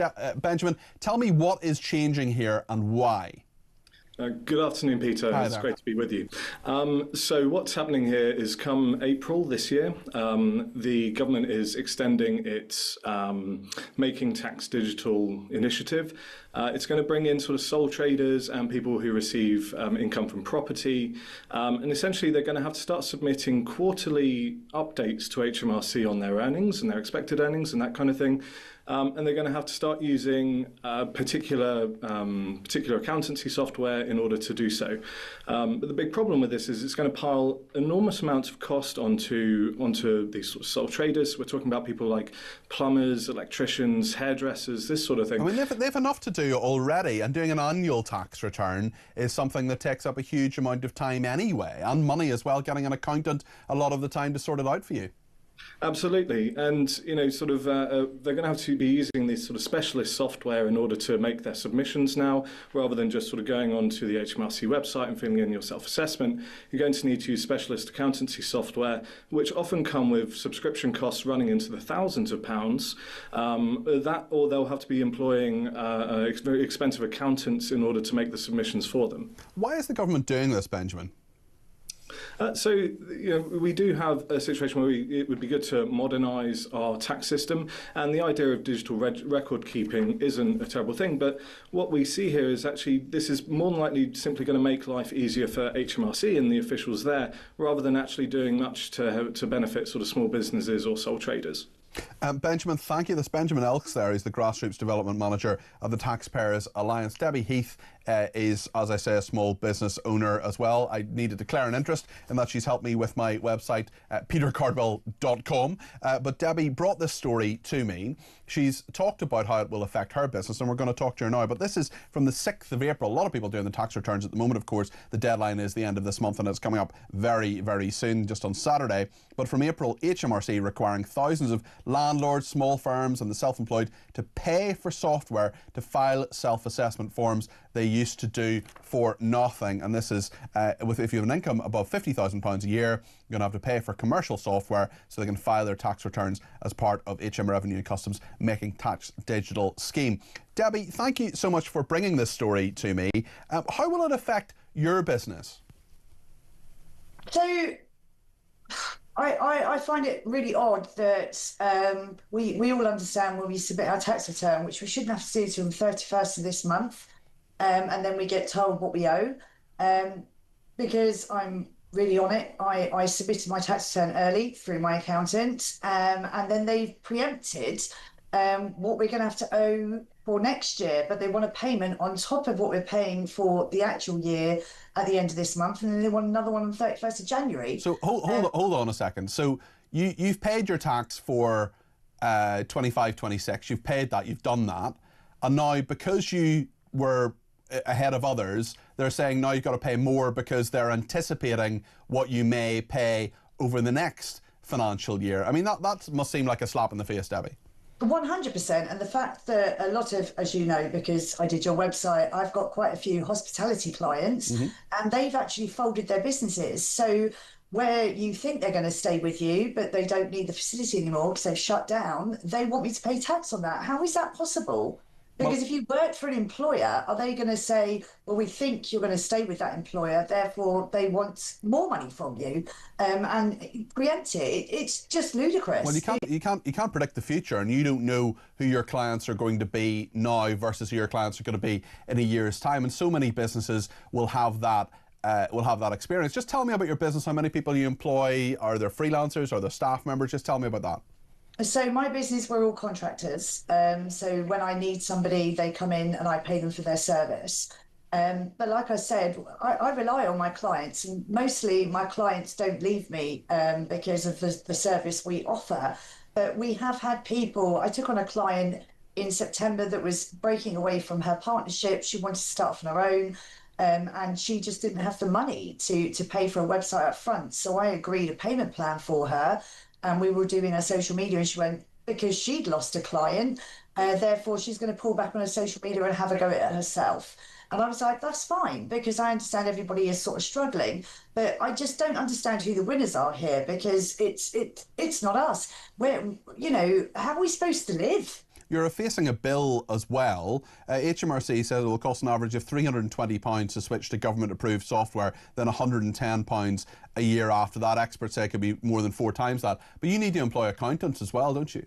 Exactly. So we normally pay our accountant once a year to do our tax returns so we can give more back to our clients. That's what we're here for. And just make a living as well. Exactly. But now we're going to have to pay what we pay our accountant once a year, 4 times a year, which is also mad. Have you discussed this with HMRC? Have you got any advice from them? What have they said to you? I phoned HMRC and said to them, I can realistically pay this for my tax because that's what I've accounted for. And I basically got told that I was being unrealistic, and therefore we're through this part of the year, therefore I can cough up more. That was exact words from HMRC. And I said, you record your calls for training and security purposes. Please go back and listen to this call. Well, that's a very good response. I mean, there are lots of people at HMRC who do not know what it is like for you to run your business, do they? No. But there was one guy I spoke to who is very, very sweet. And he was just like, if it was him that could run HMRC, he wouldn't have done this. But I just think it's unrealistic. I mean, if you work for somebody and they paid you a monthly wage, how would you feel if they came back to you and said, your tax is £100 this month, but now we're going to take 200, even though you may not stay with them? It's just ridiculous. And it's just horrifying. I just don't personally know what to do. What would your message to Rachel Reeves be? What would you say to her?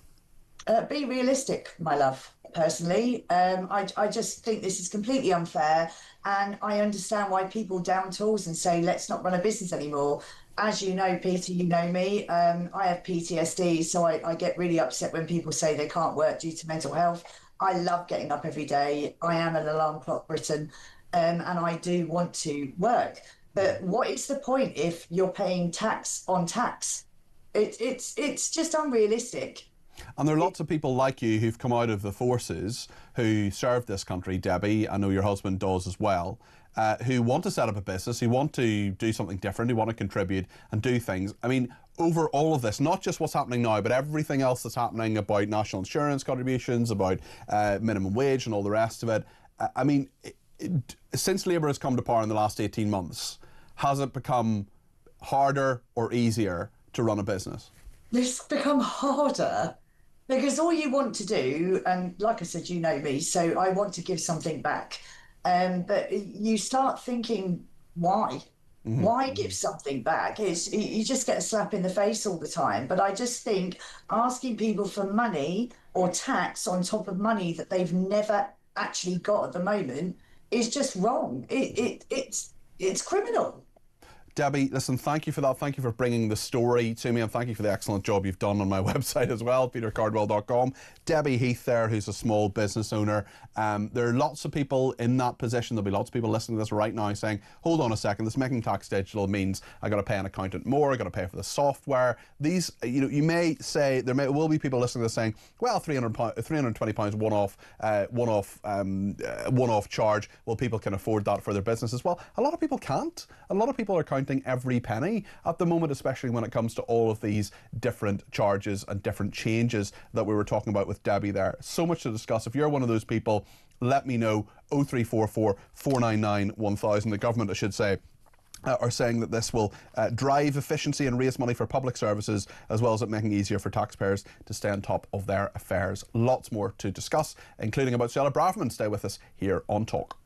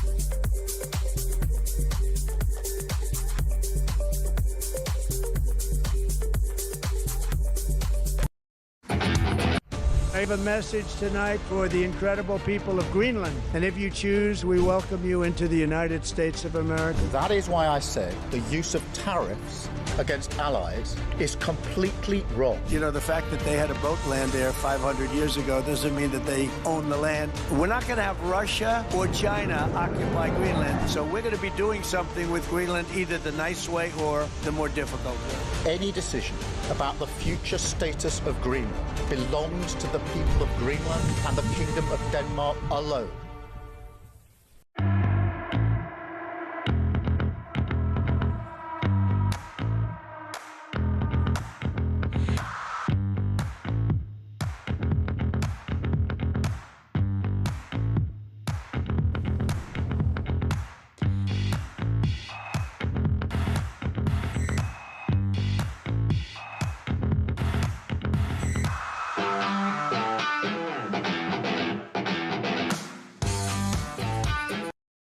Across the UK, on DAB+, on YouTube, on your mobile, and on your side. This is Talk. Well, we're going to talk more now about Suella Braverman. She has defected to Reform UK. Andrew Allison is with us. He's head of campaigns for Popular Conservatism. What is popular conservatism these days? Conservatism that's popular. Is it Reform UK or is it the Conservative Party, do you think? Andrew? Well, as you know, Peter, conservatism means the conservative movement. Yeah. Conservatism, conservative policies. When we started off 2 years ago now, February in 2024, I would say that the vast majority of our supporters were members of the Conservative Party. That, of course, is changing as more and more people, like myself, leave the Conservative Party and move to Reform. Well, indeed, and we now have the Gorton and Denton by-election confirmed for the 26th of February. Clearly, Reform UK is seeking a candidate for that. It'll be very interesting to see if that's someone very high-profile like Zia Youssef, the Labour having all sorts of problems. But when you look at Suella Braverman defecting to Reform UK, was that any shock to you at all, or was it just simply a shock in terms of the matter of timing the rabbit from the hat? Yes, I agree. It was the timing of it that was a surprise. You've got to hand it to Nigel Farage. He's very good at doing this. And I suppose it gets all the media along to his press conferences as well, because everyone's wondering if there's going to be a rabbit brought out of the hat. As to her move to Reform, no, I wasn't surprised. I think that's been on the cards for quite some time. It didn't surprise me in the least. Is it a good move for Reform UK? Is it a good move for Suella Braverman, do you think? Well, I think it is. Yes, I think during her time as Home Secretary, and she's been very candid about this, and she's been candid with us at Popular Conservatism in a webinar. She tried and tried to get things to change regarding immigration when she was Home Secretary, and she was blocked, and she was blocked, and she was blocked. Not only by the whole civil service, the whole blob, but also by her colleagues in the Conservative Party who were in government with her at the time. So I think she's got clean hands. I think everyone knows that Suella wanted to change things and couldn't. She was prevented from doing so. So I think it is a good move for her, and I think it ultimately will be a good move for reform. It is certainly, I think, the Conservative Party's loss. When you look back at the people, even just the last 4 or 5, Suella Braverman, Andrew Rossendale, Robert Jenrick, Nadeem Zahawi, Ben Bradley, Jonathan Gullis, I mean, this is becoming a bit of a flood, really, isn't it? What should Kemi Badenoch do? How should she react to this, do you think, as leader of the Conservative Party? No, there's anything that Kemi can really do about these defections at all. I mean, I wrote a piece for my Substack page, Peter, just after the local elections last year, and I did say that if anyone blames those appalling results for the Conservative Party on Kemi Badenoch, then they're pointing the finger at the wrong person. I think these results were baked in. I also think poor results for both Labour and the Conservatives are already baked in May when we have the next round of local elections and, of course, elections in Wales. And is a poor result baked in for Labour when it comes to this by-election, now confirmed for the 26th of next month? I mean, a month's time is not exactly a long time to have to campaign. Maybe they just want that over. Well, it's not a long time to campaign, but if my maths is correct, and I've just been doing quickly in my head, I think nominations close at 4 p.m. on Thursday. Mm-hmm. So that's very quick. I mean, that does not give any of the parties any time at all to actually select a candidate. So we're going to get candidates opposed from on high. So Labour is going to impose a candidate for that by-election. It's not going to go through any sort of local process. Local members are not going to get a say in that at all. Maybe to rub a stamp, but that's about it. So all the parties are going to have to be very quick. But it was interesting looking at some sort of snap polling that was done, or certainly on the betting markets as well, that Labour were looking pretty good in that by-election if they'd selected Andy Burnham, but now they're looking pretty poor, maybe even in third place, now that they don't have Andy Burnham. So I think that this whole thing would have just backfired on Keir Starmer. Andrew, as always, thank you. Andrew Allison there, Head of Campaigns for Popular Conservatism. Another Andrew in Hertfordshire has been in touch. 0344 499 1000 is the number he has called. Andrew, you're very welcome to the programme. What would you like to say? Good afternoon, Peter. It's a cracking move, Suella Braverman. It means that reform, when they get into power, and you've been near the cogs of power, they've got people that know how it works. And that is going to be the critical thing. She actually knows how to confront the civil service. And we, on the other side, the public, we think you just write a law, it happens. So they could be really good to go when they get in office. They'll make the right decisions and they'll be able to drive them through. You're not worried about there being too many Conservatives, and those, some of whom have been responsible for some of the stuff that happened over the 14 years that the Conservatives were in power? I'm going to say this to you. I'll say only once. I think you might get it, given where you were born. If a cat has kittens in a kipper box, it doesn't make the kittens kippers. Okay, fair enough. Fair enough. Andrew, listen, thanks for your thoughts on that. Let's go to Matthew in Warrington. We've barely talked about Andy Burnham today. Honestly, at about 12 o'clock, I was chatting to the producers about what we're doing on the show. We thought, mostly Andy Burnham, we'll talk about that. And then, of course, boom, Suella Braverman defects to Reform UK. But Andy Burnham, a big issue, and it's just been confirmed in the last few minutes that the by-election will be 1 month today in Gorton and Denton. Matthew in Warrington has some thoughts about this and the position of Keir Starmer, I think, Matthew. Hi, Peter. You're putting some shifts in the last couple of weeks, aren't you? It's good to be busy. Good to be busy. I know. Does your other half remember what you look like? she'll have to ring in to just have a chat with you. What do you make of all of this, Matthew? Andy Burnham, he's pulled a flanker, hasn't he? He's pulled the right one, because obviously he knew he was going to get knocked back. Hugh Starmer is in the corner of the ring getting battered.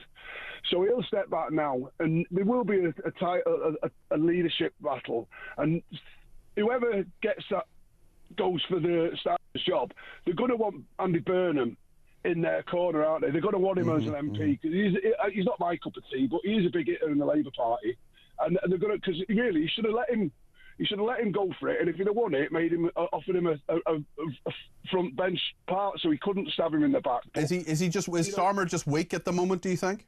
Yeah, Starmer's terrible, really, really bad. He's you've heard me come on here loads of times. I've been doing it for he's been bad from day one, hasn't he? Yeah. Well, a lot of people certainly feel that way. Matthew, thank you. I'm just going to get. Oh, sorry. Go ahead. Go ahead. I'd just love to say, I'd like to see Johnny Mercer join Reform. I think he's an amazing MP, and what he does for the military and veterans is he would be my only other Tory to join Reform. Interesting one. I wonder what he will think about that. I'm sure it's been on his mind to some degree. Matthew, thank you. Just want to get Trevor in just before the news. Trevor's in Bedfordshire. You're very welcome to the programme, Trevor. What would you like to say about Andy Burnham? Hi, Peter. Good to talk to you. You too. Well, something that no one has mentioned, I think it would be hysterical. If Andy Burnham really thinks he's the best candidate for Garton, why doesn't he stand as an independent? And you know what would be funny? If he won, and it would be a huge if, clearly, but if he did, he'd be in the Commons, and then he could basically defect to Labour. And then he could challenge Starmer. How's that for a scenario? Well, listen, there are an awful lot of what-ifs around at the moment, Trevor, but that's certainly one of them anyway. I'm not sure he'd win as an independent. It's going to be a fascinating by-election, especially if you have maybe Zia Yusuf standing, maybe for Reform UK, maybe you're going to have one of the former MPs for the Conservatives who's joined Reform UK. We'll see what happens with that. They haven't got very long to wait. Maybe Zach Polanski, maybe George Galloway as well. Listen, thank you, Trevor. Much appreciated. There is just literally 30 seconds for Richard in London to make his point on Suella Braverman. Richard, you're welcome. Go ahead. It sounds like the Tory SDP. Peter, you're a bit younger than me. You may not remember them all, but I mean, there's so little substance, and it seems like people trying to create new careers. Do you not think it'll actually be successful, Richard? Suella could be a kind of. She's like a no-nonsense version of Shirley Williams. I remember her, yeah, absolutely. It's a Tory SDP. There's no substance. Okay. And one of the other problems is there's simply no new ideas. I mean, for instance, Julie was talking this morning about policing. Peter Hitchens makes the point that we've got very good anti-drug laws in this country, but we don't enforce them. Well, it's about implementing those laws, as you correctly say, and Richard, that's just not done to any degree that it should be, and I think that's a very, very good point. Governments always say, and parties always say, we want new initiatives, but actually implementing the law that's there already is another big aspect of this. Richard, thank you. We're going to talk in just a second about what has happened in Minnesota, the fatal ICE shooting there. We're also going to talk more about the social media ban, whatever you think about that. 0344 499 1000.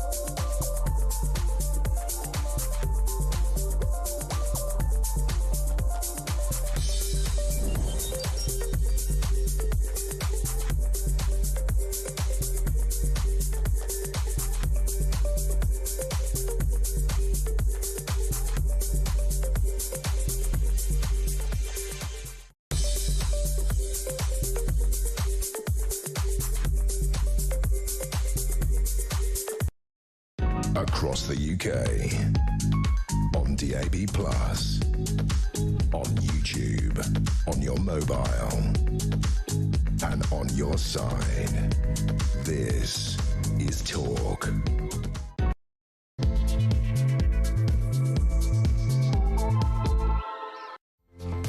Well, a very good afternoon. It's just gone 3 o'clock. This is Talk. I'm Peter Cardwell, filling in for Ian Collins. There's so much happening today. It is a really big news day. Suella Braverman has gone to Reform UK from the Conservatives. Starmer under pressure because of this by-election that we've now been told in the last few minutes is definitely happening in exactly a month's time.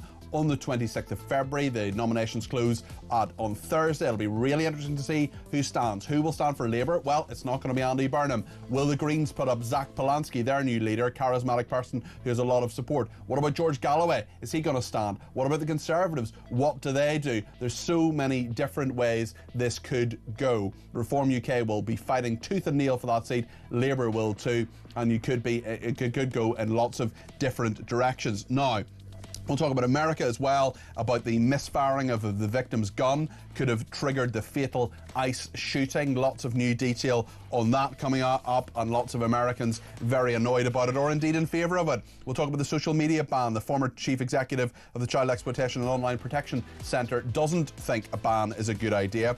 We'll also talk about the police reforms and what Shabana Mahmood has been saying. We'll take all your calls, texts, tweets and voice notes as well, and reflect on Israel and the big breaking news there that the remains of the final hostage have been recovered. Nad has been in touch from Tel Aviv saying we have goosebumps here. They did it. They fulfilled their promise. Lots to talk about. 0344 499 1000 is the number to call. You can text me 87222 with the word talk in your text. You can tweet me at talkTV. Follow me at Peter Cardwell. Send me a voice note, less than a minute please, to the main number. You can send me a WhatsApp text message to the main number. You can ring me on the main number, which is of course 0344 499 1000. Loads to talk about in the next 54 minutes before Kevin O'Sullivan comes up with Talk Drive. Stay with us here on Talk.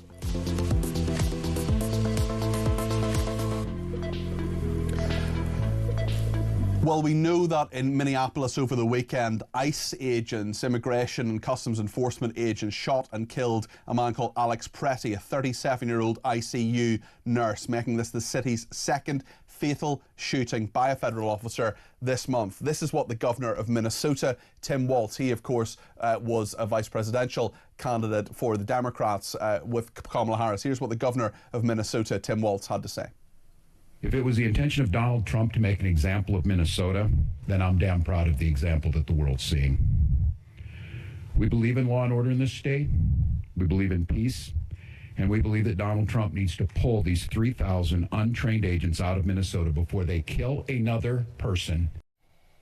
Tim Walz speaking there, the governor of Minnesota. Now, the fatal shooting of that nurse, of Alex Pretty, by ICE agents may have been prompted by one of the officers allegedly negligently firing the victim's gun. Video footage shows Alex Pretty's gun being taken from him. It isn't a crime to have a gun in Minnesota. In fact, it's lawful to carry your gun openly. A border agent took the gun from him as he lay on the ground while being beaten by other officers. As the agent runs away with Pretty's 9mm pistol in his right hand, a gunshot can be heard in the footage posted online. That in turn may have spooked the other ICE agents at the scene into firing a number of rounds at Alex Pretty as he lay unarmed and defenceless on the ground. I want to speak to Malcolm Nance. Malcolm is a former US Naval Intelligence officer and author of The Plot to Betray America, How Team Trump Compromised Our Security and How We Can Fix It. Malcolm, there are so many people in America who have reacted to this. It is a hugely controversial killing. Some people saying the ICE agents did what they should have done,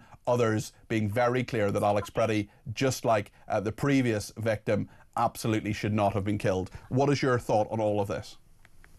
Well, let me be quite honest about this. I come from a family that served 152 nonstop years of service in the United States Armed Forces. And when I was in the military, I went to a law enforcement training program, a SWAT officer school, where I was trained by the LAPD SWAT teams. And I watched those videotapes, all 6 of them being recorded from various angles. And it's very clear to me, ICE is an out-of-control agency. They are not trained. They're a bunch of amateurs. They have a mandate where they think it is their responsibility to kill. That man had a concealed carry weapon, which was on his hip. You could not see it. while he was aiding two other women after all three were pepper sprayed in the face.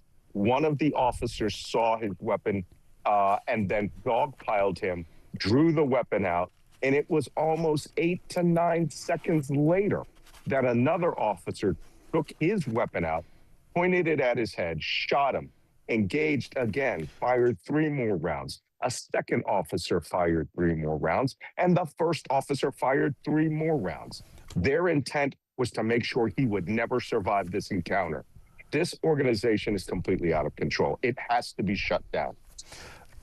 It appears to me, sitting here in London, that support or questioning and scepticism and opposition to ICE seems to fall very, not all the time, of course, but often along party lines. Many in the MAGA movement think that these officers have done their job correctly and will defend them. The White House, of course, defending them to the hilt, whereas many other people don't. How much of this is an issue of what actually happened and the facts, and how much of it do you think, Malcolm, feeds into our sort of post-truth society where actually people's views will be on how they feel politically about these kind of issues, especially something as controversial as immigration?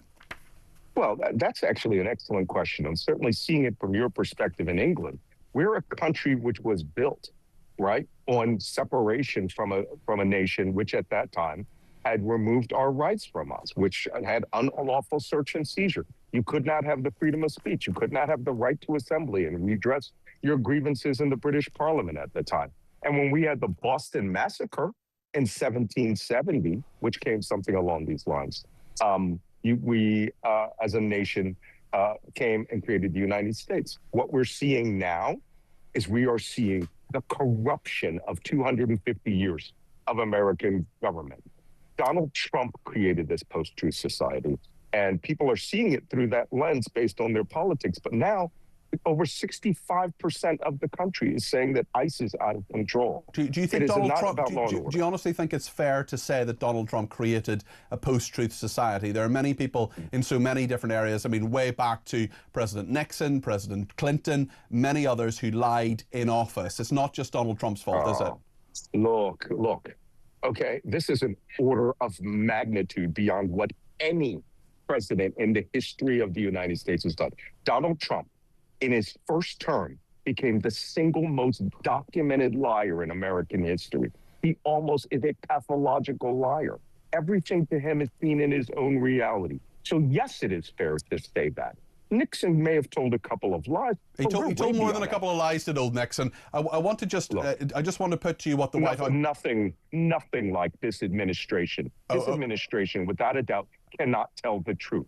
Okay, I just want to put the White House's view here, and then I'll promise you, sure. I'll let you have your say, Malcolm. The Homeland Security Secretary Kristi Noem claiming Pretty approached border patrol officers with a semi-automatic handgun and reacted violently. Local authorities contradicting that version of events. The state governors called it nonsense. White House Press Secretary Caroline Leavitt giving more context. She says that Tom Homan will be managing ICE operations on the ground. Federal judge set to hear arguments about it, and the White House insisting that Kristi Noem retains Donald Trump's full backing. She's the Homeland Security Secretary. She'll continue to lead the Department for Homeland Security. What do you think needs to happen now, Malcolm? I'll tell you what needs to happen now, all right? ICE as an organization needs to be, one, shut down in these operations that they're doing, which is attacking the American people. They are violating every law under the Constitution of the United States. Let me tell you something. I was in counterterrorism for 40 years. I've been around the world, hunted down terrorists, even operated, had operations and wrote books, textbooks that's used in the U.S. government on domestic and international extremists and terrorists. This is a lie. What Noem said is flat out, without any question, a straight up lie. It's one of those things like, who are you going to believe, me or your lying eyes? I believe the videotape. He didn't approach anyone. He was being pepper sprayed in the face. He turned his back. They saw his weapon. They tackled him, removed his weapon, and then 8 seconds later put 10 rounds into him. It was an execution, and no cop in America condones this type of action. They are not a police organization. They are a state secret police now, and we need to shut that organization down. Lock, stock, and barrel. Very interesting to talk to you, Malcolm. Your history is fascinating too. We'll perhaps talk on another occasion, maybe more about that. Malcolm Nance there, former US Naval Intelligence Officer. He's author of The Plot to Betray America, How Team Trump Compromised Our Security and How We Can Fix It. Lots of people getting in touch on Suella Braverman. Jamie says, I can't believe Tory MPs are saying they are not weakened by Jenrick and Braverman leaving the Tory party. That is ridiculous. Dorothy in East Kilbride says, good afternoon, Peter. Good afternoon, Dorothy. Reform is said to become old Tory. If you're involved in politics, they have obviously been involved in past parties. Politics, like everything else, has moved on. Reform UK is our only hope. Lasers, I think. I'm not sure I pronounced that correctly. It looks like lasers to me. In Hull, Braverman defecting to Reform UK is completely mercenary. It's not country first, party loyalty second. Braverman knows Conservatives will not be in power in her working life, and that is what she wants, power and status. It's like an ageing footballer passes best in the struggling team going to play in the Saudi League to prolong their own career and profile and take a payday. Tell you something, I wouldn't mind some of those salaries those people get. Kemi next, come on, join Reform UK, says this person. I think Kemi Baydock joining Reform UK is not going to happen. Nick in Southampton says, I used to vote Conservative, the party of Margaret Thatcher. I changed, having been partyless, and voted Reform UK. As a former Conservative, do those who are railing against these MPs also view me as Conservative 2.0, who did they vote for previously? Get a grip, people. Stay with Reform UK. I recognise these MPs as the Conservatives I used to vote for. Open your minds, people, says Nick in Southampton. And Sue says, people seem to forget that Nigel is at heart a Conservative, as are most Reform UK voters. The old Conservative Party no longer exists. Well, let's find out what Mark in Lincolnshire thinks about this. He's given me a ring on 0344 499 1000. Mark, you're very welcome to the programme. What would you like to say? Hi there, Peter. Good afternoon. I think, honestly, just listening to some of the messages you're reading out there, I just kind of hang my head in despair, really, more than anything. Why is that, Mark? Well, the whole ethos of reform was to not be the Conservatives. They have become the Conservatives. Now, you can argue, well, they need to know, they have to have people that, have been in power before and know how it all works, blah, blah, blah. But the whole point of them was to change how it works. If all they're going to do is go in there with a load of bloody Tories and just maintain the status quo of how it works, then nothing's actually ever going to really happen, But they say, Mark, that actually they were frustrated in what they wanted to do, people like Jenrick and Braverman, and actually Reform UK has the right idea. For example, fundamentally different policies. I know Conservatives have this policy now, but a fundamentally different policy from the last Conservative government, withdrawing from the European Convention on Human Rights. So maybe Reform UK will allow them the freedom to be the politicians and be the governors that they always wanted to be. Claptrap, liars and snakes, the lot of them. Tell us what you really think, Mark. This is well, I will do, Peter. You know what I'm like. I do. This is the Robert Jenrick, for example, that wrote an article in the Telegraph that's so based now. Apparently, all these reform voters seem to think this guy's so based. He wrote an article for the Telegraph when he was a minister that said that the relocation of Afghans was a national project. Now what? I'm expected to believe he's suddenly a changed man, and he's certainly changed his mind on quite a number of things, Mark. Is there anything Reform UK could now do to get your vote, or is that ship sailed completely? I think the ship has sailed. As I've mentioned several times now, I see myself more of an ethnic nationalist. Okay. I think that's the only real solution to the problems that we have in this country. Until people wake up to that, nothing's ever going to get fixed, because the problem with reform, doing what they're doing, as I say, Peter, at the end of the day, they're just becoming the crack between the cheeks, really, to quote that line.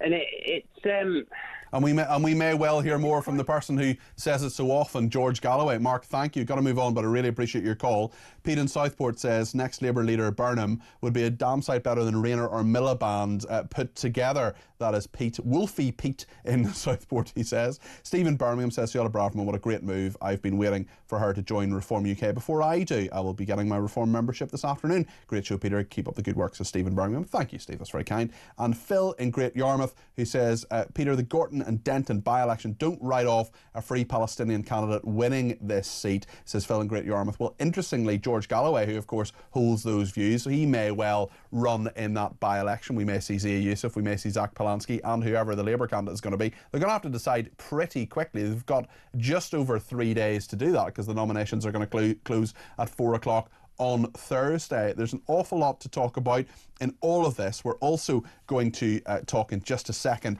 about this idea of a social media ban. And Jim Gamble's a person I've been wanting to speak to for a while on this. He's the former chief executive of the Child Exploitation and Online Protection Centre, former senior police officer. He has great views on this, really interesting, nuanced, intelligent views and all of that. Going to ask him about police reform as well, because he'll have some good views on that. Loads to discuss on that, on Braverman, on Burnham, on Israel, whatever you want to talk about. And I just want to say thank you to Mary in County Down, who sent me a message as well on what's happening in Israel, if I can just find it here, who said, great news, the job is done, no one left behind in Israel. Totally concur with that. We'll talk to Jim Gamble in just a second. Stay with us.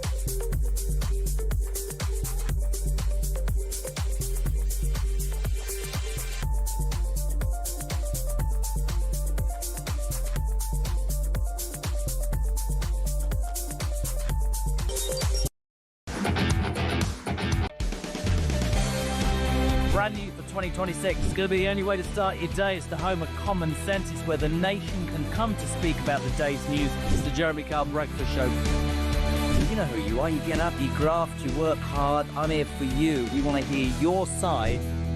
Promise you one thing. It is where the nation can and will come to talk. The Jeremy Kyle Breakfast Show, weekdays from 6 a.m.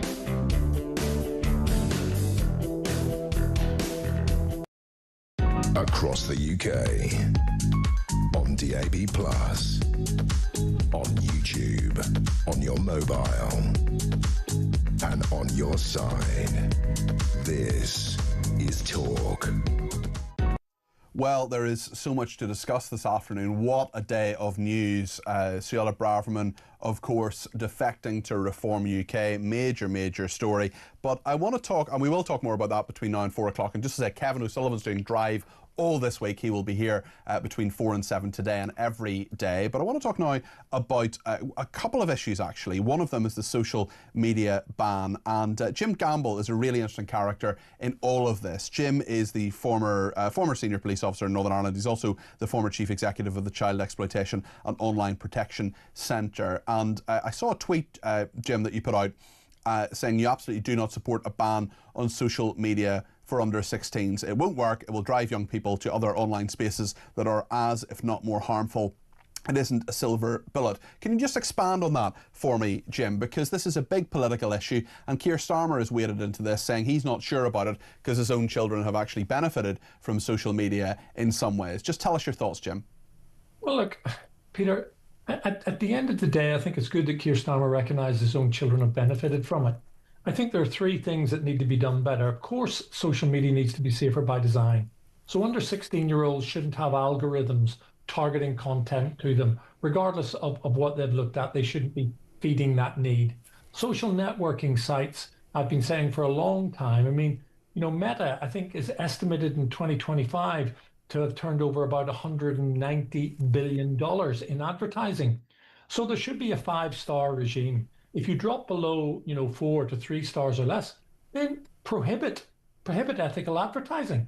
So that's not waiting for something to happen. That's incentivizing them to make sure their environment is safer. So I think there are things that can be done to make it safer by design. We have a very weak criminal justice system. If 10 people go into court today and are convicted of downloading child sex abuse material, 8 of the 10 will walk free without a custodial sentence. So we've got to toughen up to create a more active deterrent. And third, we need to educate and empower our children better. It needs to be part of the curriculum. In the same way that we did our cycling proficiency test way back in the day in the school playground. And until we got that cycling proficiency, we couldn't cycle to and from school because we needed to learn the rules and how to keep ourselves safe. So we need to be much more effective and from an early age plant seeds of safety with children in the classroom.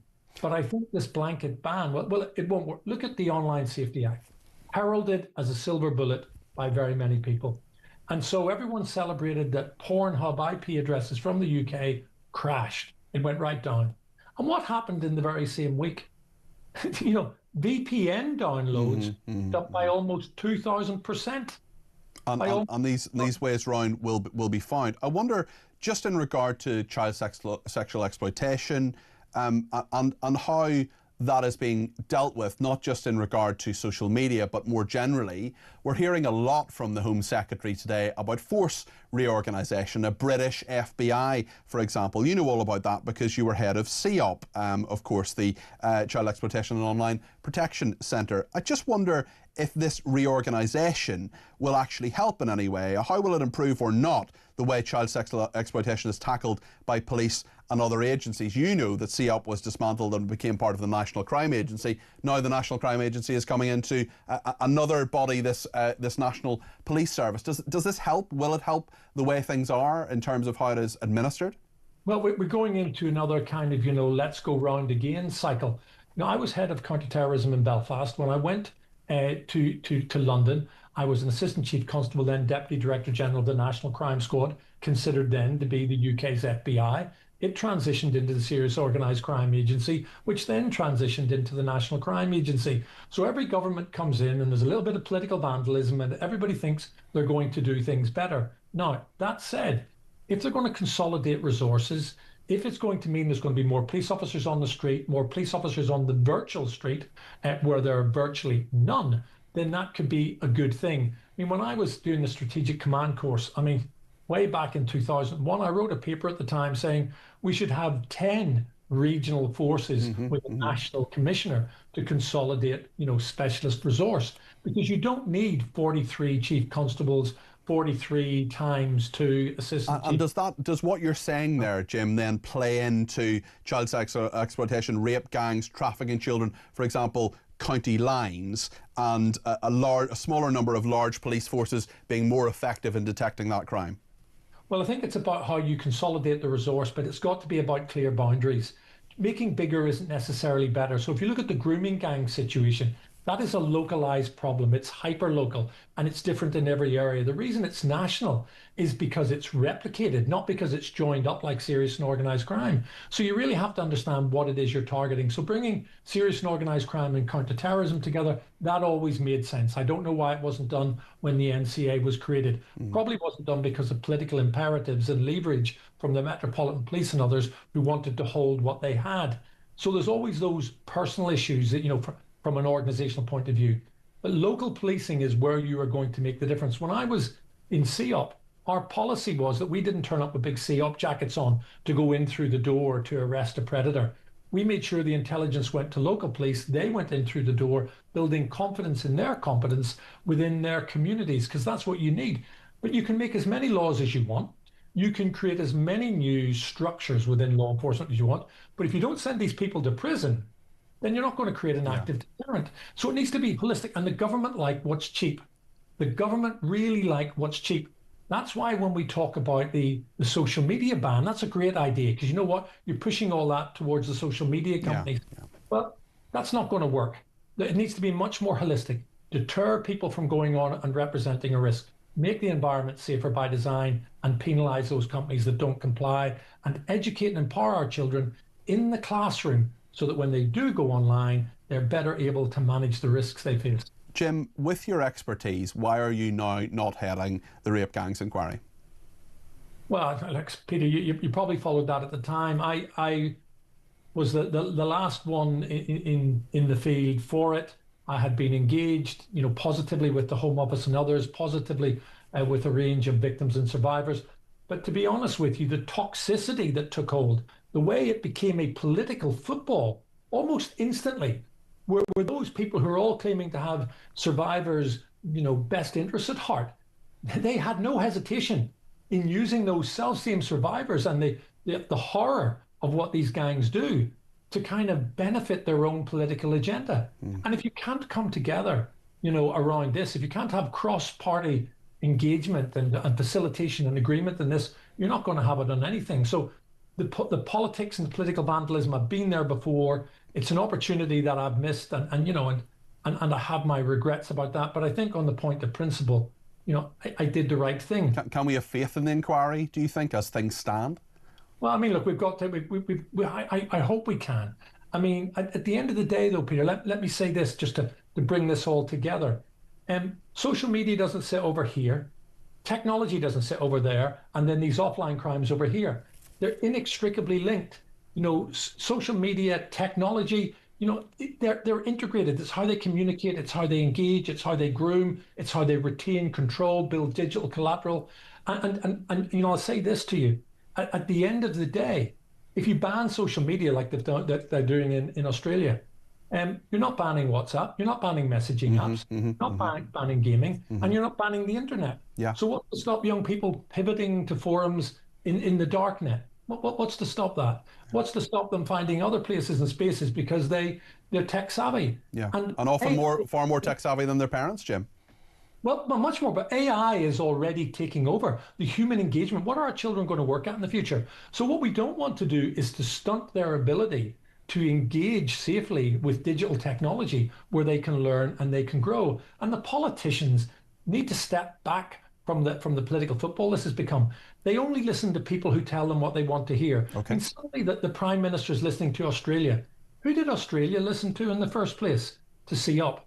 But See Up, was dismantled, was diluted, and while people might argue it still exists, it really doesn't in any sense. Okay. So Jim, change is a good thing. Jim, thank you very much. Jim Gamble there, former Chief Executive of the Child Exploitation and Online Protection Centre, CEOP, and a former senior police officer as well. Loads in that, really interesting to hear from him. 0344 499 1000 if you've got views on this. The Prime Minister talking about this, he says he's hesitant now. He's told Labour MPs his teenage children have benefited from using social media apps as he's weighing up whether to ban them for under 16s. He said they've used social media to file valuable learning tools online, allowing them to stay connected to friends. The 3-month consultation is happening. It started last week into whether to ban social media apps such as Instagram, TikTok for under 16s in the face of a growing Labour rebellion on the issue. Loads more to discuss. We're going to talk about those police reforms again with the Chief Executive of Neighbourhood Watch in just a second. We'll get your thoughts on so many different aspects, whether it's Suella Braverman's defection to Reform UK, whether it's Andy Burnham, whether it's the ICE agents, whatever you want to talk about. Crowborough, give me a shout. 0344 499 1000. 29 minutes of the show left, and then Kevin O'Sullivan taking over at 4 o'clock with Talk Drive all this week. Loads to discuss here on Talk.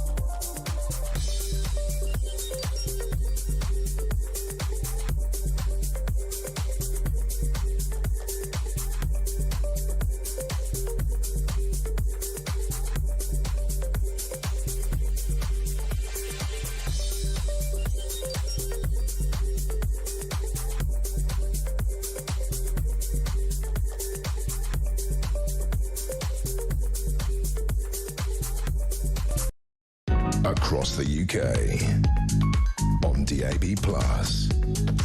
on YouTube, on your mobile, and on your side. This is Talk. Thank you to John in Blackpool, who says, how do we know the Tory defections aren't Trojan horses? Well, we don't, I suppose, but Nigel Farage will have to satisfy himself with all of that. I think it's unlikely, but it'll be fascinating to see what happens then, and indeed right up to the 7th of May, in the next month, with this Gorton and Denton by-election too. And of course, over the next 3.5 years before the next election, whenever that actually happens. Some people think it'll happen as early as next year. We've been talking about police in America, and Tom Homan, for example, is the sort of envoy of Donald Trump is going to Minnesota to see what is happening there. We're talking about what's happening in this country too. A number of different policies from the Home Office, National Police Service, the new British FBI to fight serious crime and help local police tackle everyday offences. Police must get to a crime scene in 15 minutes or face discipline, says Shabana Mahmood, the Home Secretary, who also says she's going to axe non-crime hate incidents to free up the police. Not a moment too soon, if you ask me. She's been speaking to Sky News about non-crime hate incidents and how much of a waste of time they are. I think that if the police are seen to be going after perfectly legal tweets, it does cost confidence, and the public does think, well, hang on a minute, exactly as you say, somebody nicked my phone the other day and no one cared, but somebody tweeted maybe about women's rights or something else that's, you know, part of the so-called culture war, and then suddenly the police are all over it. That I think even policing leaders have recognised does cost confidence in policing. So you want to stop them policing people's behaviours? Yes, and I will be saying more about that in the coming days, but I've been very clear that perfectly legal tweets and policing the so-called culture war is not what our police are for. Shabana Mahmood there, the Home Secretary. Well, let's speak to John Hayward-Cripps. He is Chief Executive of Neighbourhood Watch. John, you will know better than many people how long it can take the police to come, and other emergency services as well, when they are called. The police now do have to attend serious crime scenes within 15 minutes as part of this £18 billion shake-up aimed at putting more officers back on the streets. Shabana Mahmood said it is the most sweeping overhaul of policing in the service's 200-year history. They always say that, with strict targets on response times. What do you make of it? Should we be cynical or should we welcome it? I think we should welcome it. I think there's an awful lot in the announcements that I think is really laudable, and something that certainly our members and most of us would want. We know we do want the police. If there's a serious crime and we report a serious crime, we want the police to turn up straight away. It's very damaging for our confidence in the police and for our view of their abilities when that doesn't happen. Obviously, that needs to be connected with resources. There's no point just saying, oh, everyone's going to do it quicker if there's not aren't the resources to do so. And I think some of the other announcements today will really help some of that, and I would echo that in terms of the hate crime incidents. Obviously, the police are the ones that can tell if something is a crime and it is or isn't. But certainly, low-level incidents that can take an awful lot of police time, is something that needs to be lessened for the police, because the police have an awful burden on them trying to do what they do. Yeah, Shabana Mahmood on non-crime hate incidents specifically, she says she wants officers to focus on catching criminals, cutting crime, making sure that people in our neighbourhoods feel safe. I don't want them to be policing perfectly legal tweets. I want to make sure they're focused on the day job. I want them to get out of the business of essentially policing social media. That's not where they need to be. All of this is very laudable, certainly, but when you see these sort of high-profile cases such as Graham Linehan, the Father Ted co-creator, Alison Pearson as well, the Telegraph columnist, are you confident that the police will pivot from this? Because surely this is just about politicians changing the law or changing the direction, and maybe that's what Shabana Mahmood is doing. I think it's really important to recognise the kind of pressures on the police. They are, certainly with sort of modern policing, modern crime, county lines, so much more cybercrime. This is not, the existing model of the police force wasn't built to deal with those. And I think therefore we should welcome what's happened. But as I say, I think there is a crucial bit in terms of resources for officers. I think the police, just about all police forces across the country, have tilted significantly in the last few years to concentrate far more on neighbourhood crime, having named neighbourhood officers and responding far more quickly to burglaries than they were.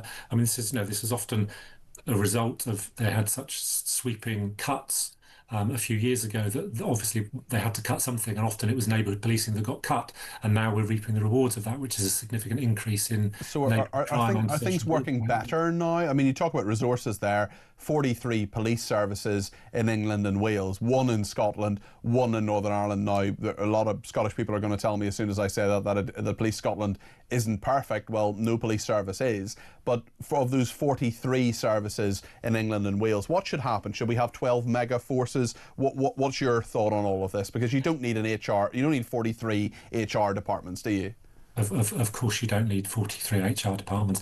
I'm not quite sure what the right number is, but even now, the size difference between our police forces is dramatic. The difference in size between Warwickshire, which I think is the smallest force, and the Met is 25 times. Mm-hmm. The Met is 25 times bigger. We've already got very large police forces, and I think things like procurement, but specifically around the changing nature of crime, I think, as I mentioned, so county lines, online crime, these are not things that are all happen within the kind of boundary of one small police force. They're across all of those, and they require specific expertise, which I think many smaller police forces simply don't have.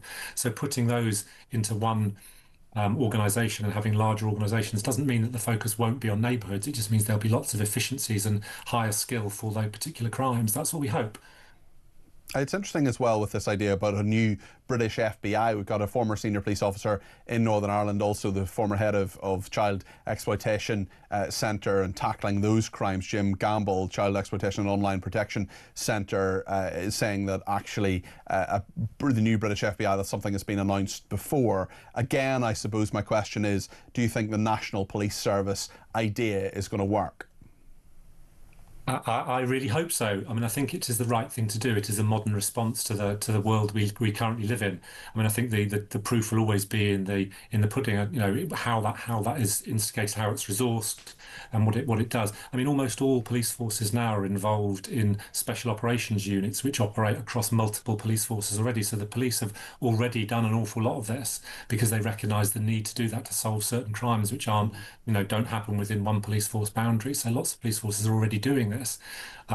Whether it will be successful will be, how it's managed and how it's resourced, but it certainly is definitely a step in the right direction, or several steps in the right direction. John, thank you. That's John Hayward-Cripps, their Chief Executive of Neighbourhood Watch. What do you think about all of this? 0344 499 1000. There's so much to talk about in regard to policing, and Suella Braverman and Crowborough and Andy Burnham. There are loads of big topics around today. So whatever's on the tip of your tongue, you let me know. 0344 499 1000. Graham in Bushy says maybe the only way for Andy Burnham to become an MP is to defect to Reform UK. Graham, very interesting. Graham always has his tongue in his cheek, a lot of the time anyway. I think the likelihood of Andy Burnham going to Reform UK is zero. I'd love to see the look on Nigel Farage's face, though, if there is a moment when that ever were to occur. Davy in the Cotswolds says Shabana Mahmood should join Reform. She is going against the Labour Party by having common sense. Mandy in Rainworth says, hi Peter, great show. I really don't understand all these people moaning about the Conservative MPs and members and voters moving over to Reform UK. Every single Reform UK supporter has previously supported and or voted for another party, and I include myself in this group. Whichever party this was no longer holds the values or offers the policies that they or I agree with. So why shouldn't a sitting or former Tory MP feel the same? I think it shows guts to leave a party you've been part of for years in order to maintain your values and principles. As long as anybody who moves across supports the Reform ethos and supports the party, then what's the issue? The next few years in UK politics is looking very interesting, says Maddie. Maddie, you're absolutely right, but wasn't it all meant to be a bit boring? Wasn't it all meant to be a bit dull? Wasn't it all meant to be just a bit, oh, it's all calmed down now, the adults are in the room, Keir Starmer's here, calm down everyone, red caps make politics boring again. I don't think that was ever going to happen, but certainly 18 months into Labour, it's not looking good for them, and it does seem that Reform UK have the momentum in all of this. Georgina is in London and has some thoughts on Andy Burnham. Georgina, you're very welcome to the programme. If you want to join her on the hour, the number is 0344 499 1000. Georgina, what do you think about Burnham and Starmer? Well, firstly, may I just say Happy New Year, darling, because I haven't spoken to you. Have you not? This year. We got to the 26th of January without having a conversation. Well, it's lovely to talk to you. How's your mouth healing from the surgery, Georgina? It's still all wired up. That's why I sound very lispy. You sound very clear to me. You sound very clear to me, and your thoughts are always very clear. What are they today? Well, I was going to say there's no such thing as friends in politics, Peter. And Andy Burnham wanted to run as the MP for Greater Manchester to put him in pole position to take a stab at the prime ministerial leadership. There's nothing more sure than that. Despite all the excuses that the die-hard Starmer lovers, and there are very few of them now, say, I mean, why on earth would Burnham leave his well-paid mayoral position to become a lower-paid backbench MP? It doesn't make sense to me, Peter. And all of the Labour cabinet, especially Keir Starmer, know this. Rather than take the chance that by some miracle, Andy Burnham won the May election from Reform, the final word was given to stop Mr Burnham's chances. And I wonder who heads that committee that gives that final word. Have you thought of that? Well, Shabana Mahmood is actually the one who's the chairwoman of the committee. She didn't vote in this. It was 8 votes to 1, and the one person who voted for Andy Burnham's position was actually Lucy Powell, the deputy leader of the Labour Party. So there's a lot of jiggery-pokery going on here. Yeah, well, Keir Starmer's now at his weakest and most desperate, so much so that he'll gladly give up the Labour seat in Greater Manchester so as to hold on to his now very uncertain, shaky seat as Prime Minister. He is, despite that, even taking away the democratic rights from his own Labour members. But in my experience, Peter, if it speaks like a communist and takes away democracy like a communist, then it is a communist. But I think for the time being, we're going to have to endure the devil we know for a little while longer. Okay. Georgina, thank you very much for that. Much appreciated. And I hope you feel better soon with your mouth. I know Georgina's had some surgery there. She's a very, very valued contributor. Another one is Josh, who sent me an 8-second voice note on Suella Braverman. What's he going to say in 8 seconds? Let's hear what Josh has to say. Let's all welcome Suella. Brava, brava, brava, brava, man. Up Reform. Well done, Peter. Love it. Josh, thank you very much. It doesn't take a long voice note to make your point. Josh has made it well, and that's why we try to restrict them to less than a minute, just to make sure that everybody has their say. We'll hear more from you, of course, in the next section, and after the break there's plenty of time to get your call in if you've been thinking, hold on a second, I would actually quite like to make a point to Peter, whether it's about Suella Braverman, whether it's about Andy Burnham, whether it's about Israel, whether it's about what's happening in America, whatever you want to talk about, there's still time to pick up the phone and give me a ring. 0344 499 1000. Stay with us.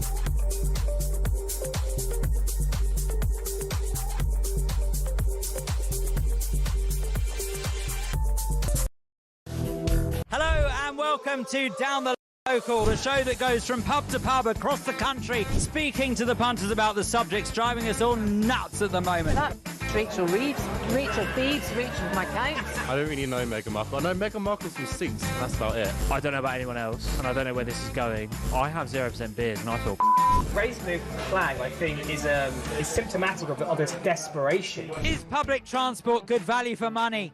No, it isn't. You really don't like speaking to people.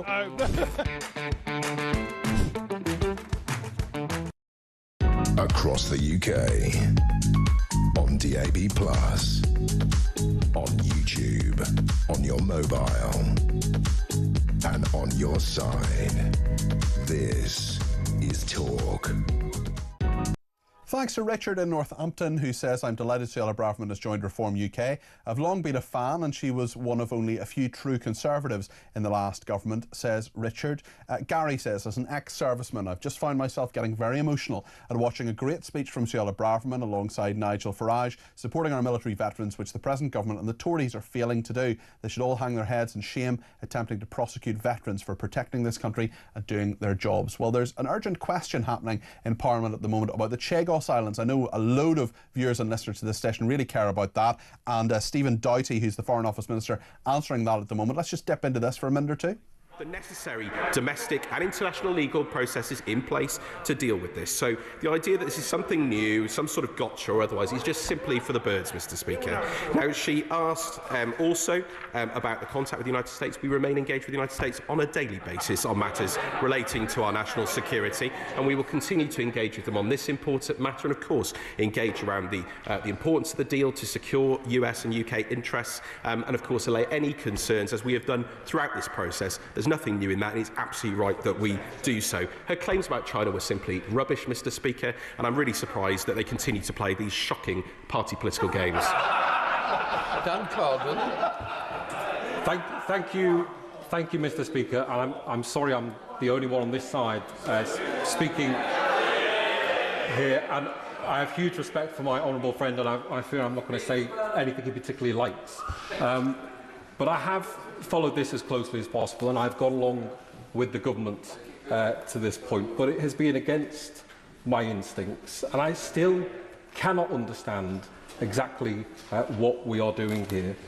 International agreements do not protect us against our enemies or our allies.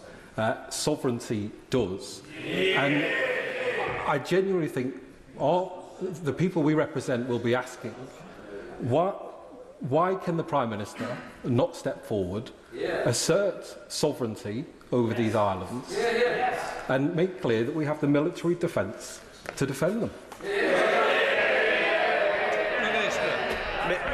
Mr. Speaker, my honourable friend perhaps hasn't been in some of the previous debates. So that's actually Dan Carden, a Labour MP, criticising the government for this. Let's hear what Stephen Doughty has to say. Mr. Speaker, but of course they knew the problem here. They knew the risk to the operations of the base. That's why they engaged in 11 rounds of negotiations over this, Mr. Speaker. So I say again, the operations of this base were under threat. We're not willing to play roulette with our national security, and therefore we have put in place the necessary steps to protect, and this is the crucial thing, the operations of that base and the full abilities to do so in the way that they are today from the threats that existed to it. They put our national security. He says, what threats? I've set those out on many, many occasions in this House. And what's more, we have secured better protections in this deal than they attempted to negotiate, including the buffer zone and the protections in relation to foreign forces on the outer islands. That has been the priority for us, securing our national security and securing the operation of this base for us and for our allies.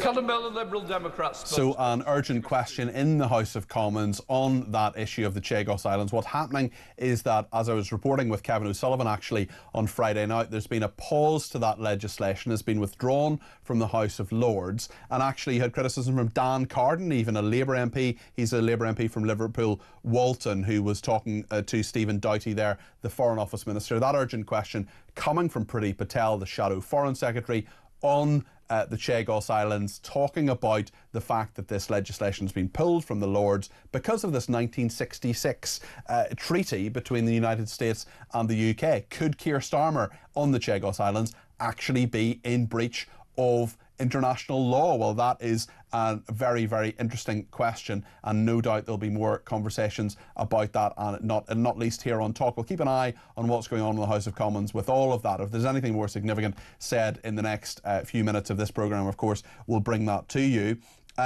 Becca says they can find 12 police officers to arrest a pigeon feeder, but not enough officers to tackle real crime. Huge issue on how we deal with crime in this country. Mike in Lincoln says Keir Starmer said when Labour came to power that we could all relax now. The adults were back in the room and they had fully costed plans for government. Having now experienced 18 months of this grown-up approach, if they classed Reform UK as a kindergarten, I think I'd rather have the toddlers running things, says Mike in Lincoln. Yeah, everything costed. What about the £28 billion black hole in the defence budget, for example? Don't hear much about that.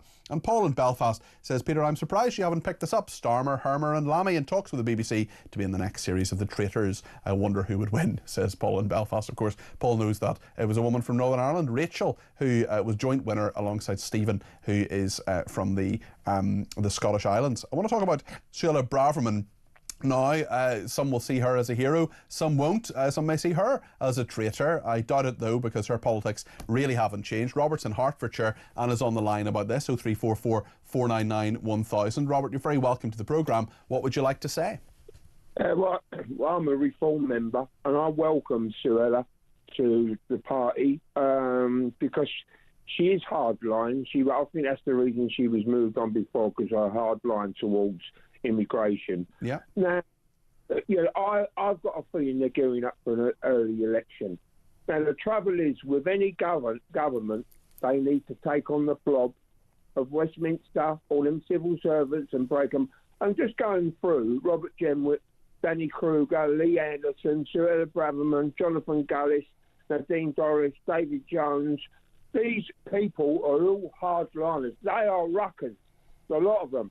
The only one I don't agree with, and they dropped the ball there, was Nadim Sahawi. Why did they make a bad decision on that, do you think, Robert? He's slippery. He's too slippery if he's own good, him. I'll tell you, that's... He certainly had tax problems and a few questions about his conduct. Certainly, of course, he says that he's a fine, upstanding citizen and would be a good person for Reform UK. It'll be very interesting to see what happens, Robert. Why do you think there'll be an early election? After May, the way things are going now. Now, what's happening now with the Labour Party, they're going exactly the same way as the Conservatives did. At the moment, they haven't changed leaders, but they will do. You wait and see. The one I would like to see, don't laugh, the one I'd like to see go across from the Tories is Priti Patel, and I'll tell you for why. She is a hardliner. Yeah. Now, she got moved alongside because she civil servant's feelings by shouting in. That's it. She'll do. Well, she was found to be a bully, certainly, Robert. I did ask her. Sorry? Look, we need to break this. We need to break this blob up. Okay. Because they're the ones who are running the country. I did ask her yesterday whether she was going to defect to Reform UK. She said no chance. But an interesting thought there from Robert, and thank you for it. Joan's in Sunderland and has given me a ring on 0344 499 1000. Joan, you're very welcome to the programme. What would you like to say? Hello. When you're looking at the situation with the Labour Party now, they have two choices. Get rid of Starmer or die. Because this treacherous government just cannot go on the way they're doing. And also the people are beginning now to realise they have a voice. Mm-hmm. And they're going to get that voice going, and it's going to get louder and louder, and they're going to say, we have had enough, mm-hmm. and we are taking no more of this. And the government that they got, the people that he's got in the government, they're going to realise that they are also going to have the label of traitor above their heads, because guilty by association. And you wait, and the dominoes are going to start to fall. It's definitely a tough time for Keir Starmer. When you look at Reform UK and you look at how many MPs have gone now there, they had 5 elected, that went down and up and moved around a bit. Now they've got 8. And, going into the local elections, it looks as if they could do well, maybe even this by-election in a month's time, maybe a 9th MP. What do you think when you think of them, Joan? Of who? Reform UK. Reform, yes, I think they're going to do well. Actually, I think Nigel will be the next Prime Minister, but it's going to be a tough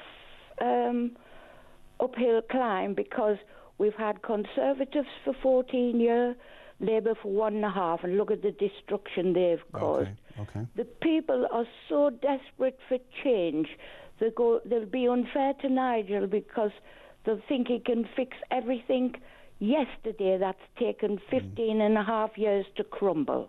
Joan, thanks for your thoughts. I really appreciate them. That's Joan in Sunderland there. Let's hear a voice note from Steve in Hertfordshire and the Tories. It seems to me that the Tory party came to a fork in the road decades ago and they steered left. And David Cameron, Boris Johnson and their successors were all liberal, Europhile, left-wing Tories, which left the right wing of the Tory party pretty much in the dark and cast out.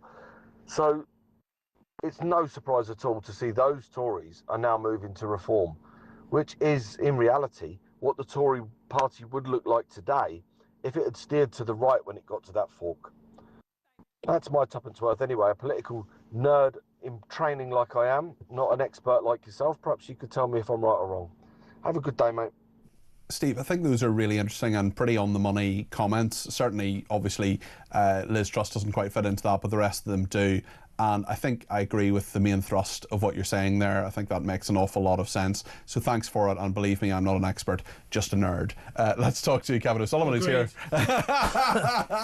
Kevin's here with Drive all week. Great to see you, Kev. How Hello, you doing? mate. Yeah, I'm up very well. In an hour's time, or around about 5 o'clock, we've got Lucy Connolly coming on. Oh, great. The woman who was so unfairly sent to prison for a long time for a damn tweet. She's turned herself into quite an astute, incisive political commentator, so we'll get her take on some of the big stories. We've got the great Isabel Oakeshott will come on in just a few minutes to give her take on what's been developing today alone. Quite a day in British politics. And Layla Cunningham will come on to talk about another, I guess, female addition to the reform stable. We'll also talk about police reforms. I'm very interested.